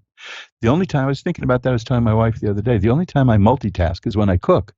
I'm a whiz in a kitchen, let me tell you that, and I can get several things going at once. But otherwise, that I'm what's known as a concrete specific. When I have a task, I have to do it and finish it, and then go to the next one. So the mystic arts and studying magic, I keep saying, whenever I see the mystic arts, I say the mystic, I think of Doctor Strange. But the mystic arts took me outside of that mundane practicality that has filled me for years in my Capricorn life. I wonder how many Capricorn mystics there are, but I sure am one of them. But you get to check that list out. Now, let me tell you, there's another reason I want you to go to magic-works.com. magic-works.com. I posted this on Facebook today at my Facebook page, the Reverend Elliot's Tarot Consulting page. It's a free offer, and I don't mention this as much as I should, and I like to do this because I think it's fun to do. Let's face it, for me anyway. I'll give you a free birth chart. Anyone who wants one, you just contact me. I'll give you a free birth chart. It's 2 pages. It's got all kinds of stuff. It's got an illustration of your houses. And it's got details about your birth, the time you were born. Carl Jung was the person who said that it's the same with wine, that each of us is born at a certain time in a certain place, and we carry the imprint of that all our lives, just as a wine does. So I like to think of getting a birth chart as studying your vintage. And how much does this cost? Nothing. It's free. Not only is it free, but it's like spam free also, because I don't store people's emails, and I don't. So even if somebody hacks me, you're not going to get spam. And I don't use your emails, and I don't sell your emails. I am absolutely 100% not in this to soak everybody for every penny there is out there. That's just counterintuitive to me. And I make money other ways. I mean, I have other businesses going. Well, I did until the lockdown, but I will come back. The whole thing is what a time this is, right? What a stressful time, but we're doing the best we can. And let me tell you, this is a great one. I'm going to post this at my website. A Gallup poll showed that people consulting psychic advisors and tarot readers, especially since this whole disease thing hit, their business is up 140%. Now, you wouldn't know that from me because I stopped doing readings because I was sick. Yes, that little disease knocked at my door. And I don't believe, that's another philosophy of mine, I don't believe in doing any occult work while I'm sick, because I don't want to associate occult work with illness. It's bad vibes, man. Okay, so I'm a little 60s-ish. Bad vibes, But you get over to magic-works.com. Take a look at that list of books. There's some fascinating stuff there. There's a few books that I've written that are in there, of course. How could I not? Including, of course, the 10 Lost Books of the Prophets, which are no longer available at Amazon. They will be again shortly. They're sold out. Every time I get them on Amazon, they sell out. And that's a hefty, that's like a nifty little price tag there. Because it's 10 books of 32 pages each, but 10 books adds up, But you can buy them one at a time at the publishers and get it for a lower price and a 15% discount. If you want to know how to do that, get over to look at that bibliography at my site and look at all the books. And there's going to be a book there that you'll like. I was talking about the frogs and Wayward Gate. The Wayward Gate is one of the first books on metaphysical stuff that I ever read, and I read it every year now, and have been for many, since the 80s. I've been reading that book every year. You'd think I'd have it memorized by now. But to me, I don't like to memorize books because I enjoy the fun of reading them. So there you have it. And get to, when you're at magic-works.com, ask for the free birth chart. I'd be more than happy to send it to you. I sent some out today to people, and they always come out accurate. If it doesn't come out accurate, hey, I'll give you your money back, which is a good offer when it's free. There's also a larger one. You can get a 25-page one in depth. That'll take a little longer to prepare, but that's like $30 or so. And I find that people like the free one best because it tells you all you need to know, really. I just put it up there as an option if anybody wants it, but I've never even done one for anybody. And I don't blame you. Just stick with the free chart, the 2-page chart. It's beautiful. Magic-works.com, MAGICK-works.com. Now, here's what we're going to do, because I've been talking a while now, and I'll keep talking because I missed about 2 months worth of shows, folks, and I missed you a lot, and I am glad to be back. So what we're going to do is jump right into the readings. We've got people waiting on the phone. So let's not keep them waiting any longer. I'm going to do what I always do. I've got incense burning. I've got candles going. Oh, brother, do I have candles going. And I am going to ring a bell 3 times to declare that we are entering sacred space. And then we'll get to the readings. Now we're going to pull back the curtain on the magical window, and our first caller tonight is Tammy in Indianapolis. Hi, Tammy. You're on with Reverend Elliot. Yes, hi. I'm here. Hi, how are you doing tonight? I'm doing okay. Good, good. Well, maybe we can make that a little better. What can I look at for you? I'm just really looking at my career and my marriage pretty much. I'm trying to figure out where I'm going to go to next. Okay, let me ask you this, because while you were talking, I pulled out 2 cards. And I like to do that while the person's talking. The first one I got is the 10 of rods. And that relates to work, but it's overall a life thing. But the rods really relate to career mostly. It's about a person who feels overburdened and overworked and taking on way too many responsibilities. Is that the state that you feel yourself in now? Yeah, I don't like the job I'm at right now. They're not paying me enough, and it's not suitable for me. Yeah, nothing is more oppressive than having to do a job you don't like. We've all been there, and it's soul killing. But I've got some interesting news for you, because the thing is, I pull out 5 cards, and almost all of them are rods relating to career, which tells me that the work thing is the most important thing that you have to deal with now. The next card is the strength card. The card of strength is important because it tells me that you are strong, that you have the ability to deal with this. You're not going to let it break you, but you're going to try to change things. Now, here's where the change comes in. The next card is the page of rods. You know, they have court cards, the tarot cards, just like the regular playing cards. And the page, this is fascinating because there's 4 court cards. There's the knight, the queen, the king, and the page, in that order. Sometimes, it depends on which system you use. And the knight is something new and it's unpredictable, and the knight being on horseback rushes around and it can go this way and that way. The queen is when things start to settle down. The king is when you start to master the thing. And the page, which is what you got, is the appearance of it. And the page of rods indicates the appearance of a new job for you, a new career. That's good, because the job I have now is just making me tired and just overwhelmed. Yes, and I see that in 2 other cards that I just got out for you, but there's a good answer for this, because the 8 of rods is next. That tells me that you're going to be finding out about a new job soon. The 8 of rods means that something is in the process of happening now. The tower struck by lightning is the next card, and that means that something like that is going to happen. Something's going to change things for you. The two of swords tells me that you're going to. The 2s are interesting. It's a duality. This is a card of a stalemate, and you don't know which way to go, this way or that way. When the change happens, when that tower struck by lightning hits, you're going to have a little bit of confusion about what to do, because something's going to happen that you don't expect. The Lover's card is the next card, and that's a card of facing a choice. It's not necessarily a card of romance like they portray in the movies. There are other cards for that. This is a choice. This is about an important choice in your life. Now, here's the good card, the really good card. It's the 6 of Swords. And the 6 of Swords in some decks is called science because it's about using your mind. The 6 of Swords is about a person who gets from where they are to where they want to be through their own mental abilities and willpower. So this is telling me that you have the ability to deal with this and to handle this, and that you will make the change. The Page of Rods tells me the change is coming. The 8 of Rods tells me that it's in the works now. it's going to appear suddenly. That's what the tower says, and you're going to feel a bit confused when that happens. But you're not gonna. It's not going to last long because you recognize that there's a choice to be made, and what better card can there be for a person who has to make a choice than the Six of Swords, which is about using your mind and productively. The symbolism on the card is a person in a little boat on rough waters and is propelling that boat to smooth waters. Now that says it all, right? So I think that I think you're going to get it. You're going to get what you want. In fact, I pulled one more card. I love it. It's the Justice card. That's the card of getting what you deserve. The Justice card means you're going to get what you deserve.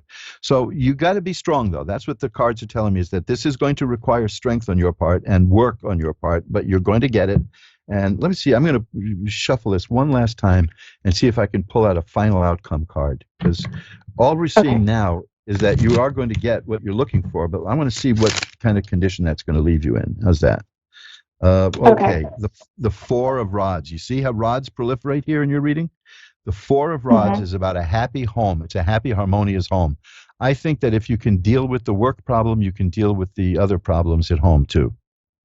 Because that work problem, according to, I have 1, 2, 3, 4 cards out of all of these are rods, which tells me that the career is what's really on your mind. So once you get that out of the way, and once you get that out of the way, now the Four of Rods is about a happy family, happy home, everything. So once you get that work stuff out of the way, you're going to see a marked improvement in your home life and the family life. Okay. That's wonderful. So it's good news. It just tells me that it's happening soon. That's the important part. I usually don't tell people about timing because they don't see it that often, but I see it clearly here. And it's in the works now, and something is going to happen suddenly that's going to startle you, and it's going to bring change, and you're going to make a decision based on what happens, and you're going to make the right decision according to this. That's the Six of Swords, where you use your mind properly, and then it's followed by the Justice card. So we've come a long way since the Ten of Rods, which is a person who feels oppressed and overworked. So you're going to break free of that. You are going to break free of that. I don't see any doubt in that. Okay? That's great. That's wonderful. Now, let me give you one tip from my years of doing this. After a while, when people get a reading, they start to think, well, that really didn't happen, or, I don't know about that. That's the beauty of Ask One Radio.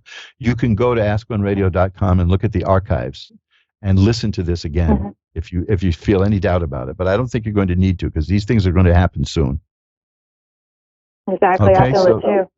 It's just a job of, I mean, I got a job like, what was it? Not yesterday. I started yesterday, and I don't know, it's just really too much on me. So I called my recruiter and I said, hey, I really, would like you to place me somewhere else. She said I would have to work 2 weeks in order for them to do that, but I don't want to work there anymore. And I told her that. Well, that's where the strength, that may be where the strength card comes in, because that was the second card I got for you. And right now, what you need to do requires strength. So, I mean, let's see if you can do it. You'll do what these cards show me that you're a person who knows who will make the right decisions. Let me put it that way. And if you ever make the wrong decision, you know immediately and you know how to fix it. So that's the Six of Swords shows me that you have a very sharp mind and a sharp mind and a strong willpower. So I think you'll be okay. Keep me posted if you want. You're right. You can and my email is asktaro@earthlink.net, and you can send me an email anytime, or you can reach me through Facebook at Reverend Elliott's Tarot page, or you can reach me through Ask One Radio as a link to my website, which has a contact form. I'm the easiest person around to find. So if you want to contact me with a follow-up, let me know, and I'll be happy to talk to you again. Okay? All right. Thank you so much. Thank you, Tammy, and hang in there, because you're headed for better times. All right. Thank you. Bye-bye. Bye-bye now. And let's shuffle up the cards. You're listening to Reverend Elliott's Magical Window. You see how the cards work? They're fascinating, and I find that I never take them for granted. I've been doing this. I've been either studying or reading cards since the 80s, since a lot longer before a lot of you were born, Listen to your old Uncle Elliott. The cards, the movies show cards in horror films. The cards rarely are horrific. They just examine life. Now you see, like in that card, that reading, the first card I got showed a person who felt overworked and oppressed. And bingo, right? That's exactly what we were dealing with. But it showed a way out. That's what I like about it. The cards are positive. Now, I would have kept going if it hadn't have been positive, and if it looked like it was going to take too long, I would have continued the reading free off the air. My readings are not that expensive off the air anyway, frankly. As like I said, I'm not in this to squeeze every bit of money out of anyone I can. But I do other things to squeeze every bit of money out of everyone. That's what that sounds like, doesn't it? I don't do this to squeeze people. I do that. No. I'm a fairly easygoing guy with a very, very low threshold of quality of life. I don't need much in my life. Just a lot of music and relaxation. I'm the laziest guy in the world, but you wouldn't know it considering my output. Look, you again, if you go to mojoacademy.org, that's another one. Take a look at my books. There's a lot of books there. There's a book there that will change your life, by the way. We'll talk about that more. mojoacademy.org, and any book there, I can show you, if you look there, how to get it at 15% off. But we'll do that later. We're in sacred space now. So we're going now to Starkville, Mississippi, to Shonquana. Hi, you're on with Reverend Elliot. Hi, how you doing? I'm doing well. How are you tonight? I'm okay. Well, maybe we can make that a little better. What do you think? What would you like me to look at? Is it possible to do fertility? Fertility? Yeah, there are definitely cards about that. Did you want to see if there's a child in your future? Oh, I want to see will my next pregnancy be a success, or will I ever have a successful pregnancy? Oh, okay. Well, let's see what I find. You want to know if the pregnancy will be successful, right? I said, will I ever have a successful pregnancy, or will my next pregnancy be successful? Okay, let me see. Well, first of all, let me give you some. This is why the cards always amaze me, and I've been reading these for years. There is one card in the deck. There are several cards in the deck that represent children and fertility. You used the word fertility. There is one card in the deck that is completely associated with fertility, and that's the card I just got for you. I'm going to be doing some video shows in the near future, and I'll show people, because I know people doubt me, sometimes. But I got the card called the Empress. And the Empress is, in most tarot decks, is shown sitting in a field surrounded by fruit and vegetables. Now, that's fertility. That's a symbol of making things happen. I'm using the Aquarian Tarot, and on that deck, it's a very lean deck. It shows her sitting with a bunch of wheat, which, of course, is growth. The Empress absolutely means fertility. The Empress absolutely means that successful fertility and growth. And we're taking it literally now. So because you asked about that, so I think that I don't even know that I need to get any more cards for you. Now the question is, will your next one be successful? That I don't think I can tell you. That's something I would have to go do, in a longer kind of reading. But let me see. Now you see, like the next card is the Nine of Cups, and that's a card about having what you want and getting a lot of good things in life. I'm getting, I'm just flabbergasted that that the Empress card showed up just when you used the word fertility.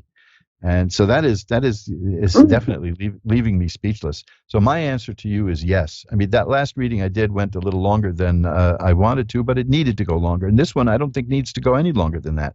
You have the Empress and the Nine of Cups. That's telling me great happiness and joy and fertility. So I think we've got it. Well, here's one more card. It just happens to be at the top of the deck.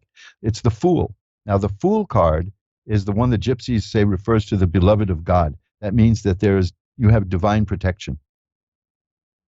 If there were any negative cards in this reading, that Fool card would erase them. So I'm saying I've got the Empress, the Nine of Cups, and the Fool. I'm saying, yeah, you're going to have a successful pregnancy. Can I guarantee the next one? I can't guarantee anything, but I do see a successful pregnancy in your future. Okay? Oh, thank you so much. My pleasure. And keep me posted, okay? I hope everything works out well for you, because the cards look very good for you. Thank you for calling. Thank you, Miss Ellie. You enjoy the rest of your day. Thank you. Bye-bye. And we're shuffling up again. The almost 2 months that I didn't do the show and I didn't do readings for people, and I felt kind of bad that I was telling people that I can't do the readings because I was ill. But I sure missed it, and I get such an energy boost out of this. Sometimes I think I do this for selfish reasons because I get such a kick out of the energy I get, and especially when I'm still like a new kid with tarot. When a caller comes to me and uses the word fertility, and the card I get is the Empress, I start wondering about these people who say that tarot cards are actually alive. Now, of course, everything is alive in a certain sense, because everything vibrates. Everything has a molecular atomic vibration. And what is life but a form of vibration? See, you're getting really deep philosophical answers here. I was ruined by a high school biology teacher who described life as a complex series of chemical reactions. That's it. But everything has consciousness. The question is, if you look at scientists like Rupert Sheldrake, Dr. Rupert Sheldrake, he asks the question, could it be possible that the sun is conscious? Why not? There are people who've done experiments with water. Is water conscious? Why not? We're conscious, and our brain is mostly water. When people say that hard matter, can't be conscious, well, we're hard matter. So maybe tarot cards are alive, but usually when I start doubting it, they do something like that and blow my mind. When somebody asks about fertility and the card that comes up is the Empress, we're hitting it out of the park. The cards are saying definitely. Well, I go into more on that in Reverend Elliot's Magical Window, the book. It's not just a radio show. See, I'm a media conglomerate, folks. The smallest one you'll ever run into, but a media conglomerate nonetheless, darn it. And that book is a book and a CD that has... now the CD I did for the same reason that I mentioned about people don't believe me. When I used to read books on how to do tarot cards, they always had a transcript of a tarot reading that was so perfect. I immediately thought the author was making it up, and I said, if I ever learn this stuff and I ever write my own book, I'm going to include one of those flexible records like they used to stick in Mad Magazine, and I will have readings on that record. Well, of course, now we're in the 21st century, and nobody has record players anymore, and we don't need them. We don't even need CD players, really. But for now, I've got a CD in my book that has actual readings illustrating points in the book. So if you want to learn more about tarot and how to learn how to do it yourself, and you could do what I do, and you can get on to Ask One Radio and put me out of work and leave me in the street. Yeah, you could do that. The young always replace the old, so I'm okay with that. You get a copy of Reverend Elliot's Magical Window. You can find it at Amazon.com, Reverend Elliot's Magical Window, and learn how to read tarot cards, And soon enough, I probably won't even be putting a CD in there. I'll put in a little memory stick. So Tessa in Rome, New York is next. Hi, Tessa. You're on with Reverend Elliot. Hi. Hi, how are you doing tonight? Very good. How far upstate is Rome? I'm down here in Manhattan. That's Rome is in upstate New York. Are you familiar with Utica, Mohawk Valley area? Yeah. Of course, to a New York City resident, New Jersey is upstate New York. Everything outside. No, everything is upstate New York. I've had some of the best times in my life in the mountains way upstate in New York. I remember as a kid finding little teeny dwarf blueberry bushes in the summer, and oh gosh, that was wonderful. And then there were these caverns, these caves that had ice water flowing through them. That was the most delicious water I ever had in my life. I'm a city kid. I'm a New Yorker, born and raised in the city, but I have really fond memories of upstate New York. It is so beautiful. I love the country. I actually live just outside of Rome, in the country. It's people have no idea how vast and beautiful New York State is. That's for sure. We've got everything. We got everything here from Staten Island to Niagara Falls, right? It's everything in between. Oh yeah. And this is wonderful stuff. I know that I'm going to sound like a travel log, but people should visit New York. We're lucky to be here. So what can I look at for you? What can I look at for you tonight in the cards? Do you see anything positive going on with my future, with either my love life or my money situation? Okay, well let's take a look. I will shuffle them up. I'm curious if my current boyfriend is really faithful to me and loves me, and Oh. Well, you want to look at that first? I'll see if he's being honest with you. How's that? yeah. Because there are definite cards for dishonesty in a relationship, and I get them from time to time with people, and it's a little hard, breaking that news to somebody. But you seem to think that he might be anyway, and you know better than a deck of cards. So you have these doubts for a bit of a reason. I don't see him during the week. I only see him on weekends, and Well, the first card I have is the Lovers. So let's just leave that. That means that's not just about romance, but that there's a decision you're going to have to make. And okay, I need to get serious here for a moment, because there is one card that indicates somebody not being really honest, and it's not a good card.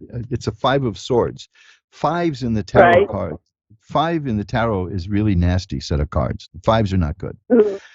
The Five of Swords isn't the one that I would say is the one that indicates he's treating you badly and cheating on you.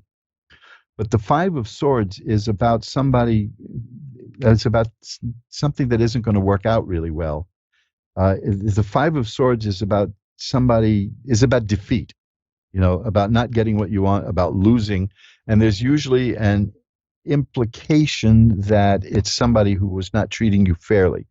But there is a worse card. And if I got that card, I would say, yeah. I'm saying right now, from what I see, is that the potential is that this isn't going to be a very good relationship. But I'm not going to leave you with that. I'm going to give you some more positive stuff here, okay? Okay. The next card is the Seven of Rods. And that's an interesting card here, because it's the Seven of Rods is a card about a person who can not only deal with a difficult situation, but can sweep away all difficulties and overcome them. So that card in this position tells me that you may need to put some work into this relationship. Now, that all depends upon how honest he's being, because let me tell you, my experience has been that when there's a relationship where the guy only sees the woman on weekends, is that it tends to be that it's a married person. I don't know if that suspicion has crossed your mind, but no, he lives home with his mother. Okay, because I'm not saying I'm not seeing that that's what's happening here, but that's usually that's a problem. But the Seven of Rods is telling me, and you're going to like this reading because it's hopeful. The Five of Swords tells me that there's a possibility, there's a real potential of this relationship not working out. Okay, that's the first thing to know. The Seven of Rods shows me that you're a person who can make things happen and can get rid of problems. The Ten of Swords, the Ten of Swords, which you have next, is a card that says the worst is over. So that's telling me that you're going to have it out, and you're going to find, you're going to deal with whatever the problem is, and you're going to succeed. You're going to get what you want. Now, that doesn't mean you're going to get a relationship that's good or bad. You may even leave the relationship. All I'm saying is that you're going to do what's best for you, and that's what I see here. And the next card is the Six of Rods, which is a card of success and triumph. So whatever decision you make is going to be the right decision, but I see you working at this relationship and trying to make it happen. Right. So whichever way you go, you're going to be happy with the result. Either the relationship will continue. I don't really have time to go in that deeply with that kind of reading. I'm getting an indication here that you're going to be very happy, though. That's the Six of Rods. That's triumph. That's more than success. That's being recognized for doing something very successful. It all hinges on that middle card I have out of the 5 cards here, which is the Seven of Rods. It's about how much work you're willing to put into it to sweep away the obstacles. You're going to find obstacles in this relationship. You're going to be able to sweep them away if you want to. And that leads to the Ten of Swords, which is the one that says the worst times are over. Well, the worst time, that's a card that a lot of people think it means death because it looks ugly. It shows a person lying face down in the mud with 6 swords sticking out of her back. Now, that's not very cheerful looking. But what the card means is that you're going to get up again. And the card means that the card only means that the worst is over, that life has thrown something hard at you and you dealt with it and you succeeded. And the next card is the Six of Rods, which is success and triumph. So that reinforces it. So based on that, I see I'm going to give you better than even odds that the relationship will work out. Thanks. Okay, it still can be. It's still going to work out. You're the linchpin here. If you want it to, it will. Right. And that's what I'm seeing, because you're the driving force here. The Seven of Rods shows me that you're probably more powerful than he is. As a personality, you know what I mean? Right. So I think that you're going to be able to work this out to your own satisfaction, and probably to his satisfaction also. So I think it's going to be okay. Well, I pulled one more card here. It's the Ten of Cups. The Ten of Cups. You had the Ten of Swords, which tens are really completion. Ten of Swords says life threw its worst at you. Ten of Cups is the quintessential card of happiness and joy. So whichever way you go with this, whichever way you go, you've got success and happiness coming at you. And I think that's a perfect place to end the reading. And keep in mind that the card that's the key to this whole reading is the Seven of Rods, which is the person who can sweep away obstacles easily, I might add. This is not a person who has to work very hard to do it. This is a person who knows how to do it. So I think you'll be fine. I hope that helps. Thank you. Thank you. I hope it helps. Yes, thank you. Thanks for calling. Bye-bye now. And we'll shuffle up. It's an interesting reading. And I can't believe I delivered a Visit New York travelogue. I haven't been to a movie theater in a long time. I'm such a hermit. That's why I don't understand how I got sick. I haven't left the apartment in a long time. But the travelogues, they start movies with travelogues anymore, or they just start them with annoying commercials? I think I've heard from so many people that movies begin with a lot of commercials and of course messages to turn your cell phone off and all of that. But I remember the travelogues and the cartoons and the double feature. Man, I feel so old. They weren't silent movies, folks. I'm not that old. Although I've been to a few silent movies. I helped dub a silent movie one time. That's an interesting story. Look up the Film Forum sometime. It's New York City's only not-for-profit movie theater, and they got a copy of Frank Capra's first talking movie called The Donovan Affair, but the soundtrack was missing.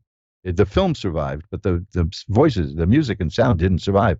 So a bunch of us got together, and we rehearsed, and we did the dialogue from the movie live, and we did like 5 shows a day. It's 4 shows a day, I think it was. But there were so many rehearsals. I'm dizzy from it. And yeah, so I played the butler, the old creepy butler. That's who I played. And it was a lot of fun. I mean, we had to invent sound effects. And so I guess I was a silent movie, talking movie pioneer. That's the sound of the tarot cards shuffling up. Now, remember, if you want to know more about what I do, check out magic-works.com, magick-works.com, and look at the tarot reading window there. I got 89 pages. Look at the tarot reading page, and you can see that my off-the-air readings they're just like this. We get together and we chat, and they're very affordable, and they have several different types of reading for different lengths. And if you pay for a reading for, say, 15 minutes, and if it goes 20 or 25 minutes or longer, that's no extra charge. That's just the way it goes, no extra charge, because it'd be my decision to go longer, not yours. So I don't charge people for what I do. I don't charge them for what I decide. So we make a deal. It's a deal. You know what I mean? I'm a man of my word. And right now that word is, let's go to the next caller. And that is Danielle in Melbourne, Australia. Hi, Danielle. You're on with Reverend Elliot. Hi, how are you? I'm doing well. How are you tonight? Yeah, good, thank today, you. I guess it's not. It's coming up to midnight here, so I guess. Daytime. Yeah, I know. It's always funny to me that people ask me to look into the future, and here I am talking to somebody who's in Thursday already. Well, I'm stuck in the past. I'm. People say to you, you're stuck in the past, but I am now talking to you. I am stuck in the past. So. Something. I should get to the reading because you have such a beautiful laugh. It's just going to keep me wanting to make you laugh. So why don't we look at the cards? What is it you'd like to look at tonight or today? Oh, have we lost Danielle? No, I'm still here. Oh, good. Oh, good. You scared me there. Oh, it's one thing to be lost in the past, but to be lost in space, it's, and time and space, it doesn't get worse. See, so what would you like me to look at? What is it you want to see in the cards? Oh, anything positive. It's been quite of a roller coaster ride the last few years. I've just had a breakup actually, and and because of this whole coronavirus, I guess situation, I lost my job and everything like that too. I've got young children, so it's been a bit of a tough time, I guess, for everybody to be in the same position. But I'm people here are out of work left and right. It's a tough one. So let's see. Absolutely. You want some good news? Okay. Well, I'm gonna there's some interesting cards here. They're not good or bad. But there's good stuff there. And the cards do indicate that things are going to be happy for you. You're just in a state of flux right now. Let me tell you what the first card I've got is the moon, and I almost never get that card when I do readings, so I'm always surprised to see it. Okay. The moon is about the subconscious. The moon is about dreams. The moon is about listening to your dreams and your subconscious. I don't know if you keep track of your dreams, but it may be a good idea to have keep a notebook by the bed, so that you could write down your dreams when you wake up. Because we forget dreams so fast. The Chariot is a card. The Chariot is about holding conflicting forces together. So you're working pretty hard to make things go forward, and that's pretty much what's happening with everybody right now. But it's affecting you specifically. The Two of Coins is about a person who's juggling things in life to try to get things going, try to get new things happening. And then we get to some interesting stuff here, some really cool stuff here. The Six of Cups. That's a card about remembering childhood. That's a card about things coming back to you from your childhood. Sometimes it means you're going to meet somebody that you knew long ago. And cups are about romance, too. And a lot of times that card means that somebody you were involved with in the past may come back. The next card is the Ace of Swords. And that is a very good card in this point in your life, because the Ace of Swords are mental activity. Under certain circumstances, they mean conflict, obviously, because they're weapons, the swords. But swords, more than that, mean mental activity. And the aces are beginnings. And this is telling me that you're developing a new way of seeing the world. You're developing a new sense of what's happening. In fact, the next card is the High Priestess, which tells me that's generally a woman who sees behind the veil, who can tell what's going on from this world to the next world. You may have a future doing mystical kind of work, and you may have I don't know if you're a bit mystical yourself or not. You may be, obviously, because that's a safe bet because you're calling, Ask One Radio, so it's possible. Absolutely. So I mean, I didn't need cards for that one. But then let me tell you what the last card is, because I had this card a moment ago for someone too, and I have two cards here. I'm going to give you the next to last one is the Ten of Cups. It's perfected happiness. So it tells me that you are going to work out okay, but it's going to have something to do with the mystical world. And the Star is here. Now, that Star is a card of great optimism and hope. And I've got a couple of other cards here that indicate that you're about to enter a whole new phase in your life. You feel it too, don't you? I do. There's lots of things changing. Yes, absolutely. Well, you used the word change. Sorry. You used the word change, and the card that I got was the Wheel of Fortune, which is about change. And it's going to be good change. The Wheel of Fortune, people like to get it because they say, oh, change. And then they say, is it going to be good change or bad change? But it's good change. Good change. These are very happy cards afterwards. So I think that this is the key to it. This is not going to mystically happen out of nowhere. The key to the change right now, you're in a bit of a confused time where you have to juggle things, and the strength. The card of the Chariot has two horses that you have to pull. One wants to go this way, and one wants to go that way. The Two of Coins, which is the next card, there's these dualities, and that's what I'm seeing in the reading is you're being torn one way or the other, and you don't know which way to go. Now that's why I'm telling you the Ace of Swords is the key to this whole reading, because you're developing a new way of looking at the world and a new way of seeing things. And when that happens, and it's going to have a mystical overtone to it because of the High Priestess, when that happens, the next cards are the Ten of Cups which is perfected happiness, the star, which is optimism, and the wheel of fortune, which means that the things are going to change from the way they are now. And after that, it's all good change. So keep a book of your dreams and concentrate. That's how we started with the moon.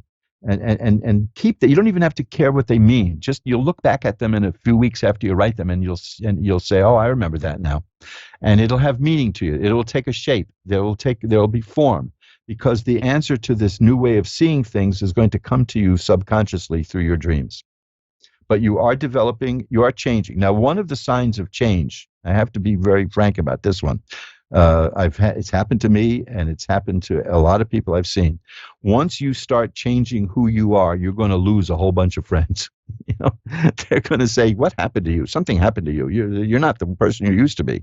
Well, what they don't get is that you're changing. You're better, maybe. So keep that in mind. Look for the signs that you are seeing the world in a new way. That could mean a bunch of people saying to you, "I don't know what the heck you're talking about," because you see things differently. But that's going to be the beginning for all the good things for you. Okay? Oh, have we lost Danielle? Well, Danielle, if you're still listening, or if you hear this in the archive, just listen to that ending. And I'll see if I can get in touch with you. I just have a couple of minutes left. So let's go to Maria in San Pedro, California. Hi, Maria. You're on with Reverend Elliot. Hi, this is Maria. Hi. I just got a couple of moments. Sorry to put you on at the tail end here, but what can I look at for you? Maybe I can get something in fast for you. Well, my husband passed away in November. Oh, I'm sorry. Something. We have more time than I thought. I was looking at the time that passed, not the time that's left. It's stupid of me. So we have plenty of time. So okay, I'm sorry to hear that, and I'm glad that we have a little more time then. What would you like to know about that? I just want to know, like, how he's doing. He committed suicide, and we have a 2-year-old son together. I'm going to do something. There's a lot of times a tarot reader, the less than honest people, shall we say, when you tell them something like that, they're going to say, "Yes, I know."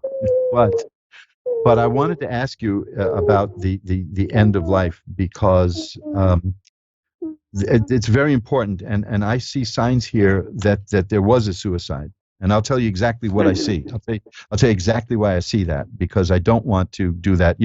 I'm very conscious about the people who say, "Yes, I know," and they don't really know. They're just, spitting it back at you. The first card I have is the 8 of Cups, and that's about a person who leaves.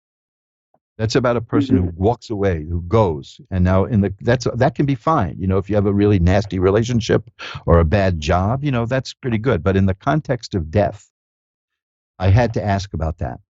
But you brought it up before I could ask. So I see that it was a suicide. Now the next 2 cards are very good. Okay, that's the important point. There's the Temperance card is balance. That means where, and these are 2 major cards I have for you. That where he's gone, he has achieved balance finally, because his life had been unbalanced.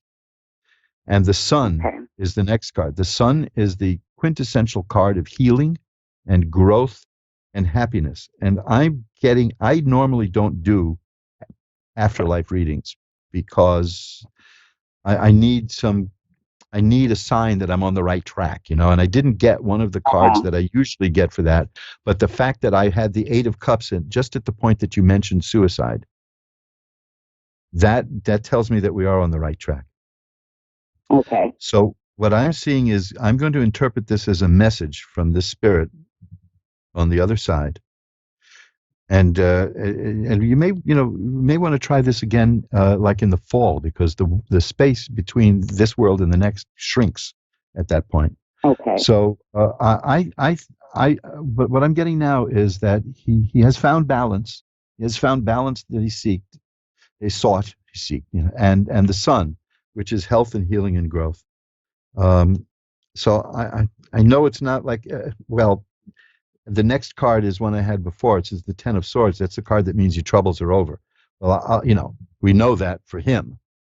But your troubles, that's a problem. But you're dealing with that. We're just looking at him at Yes, everything together.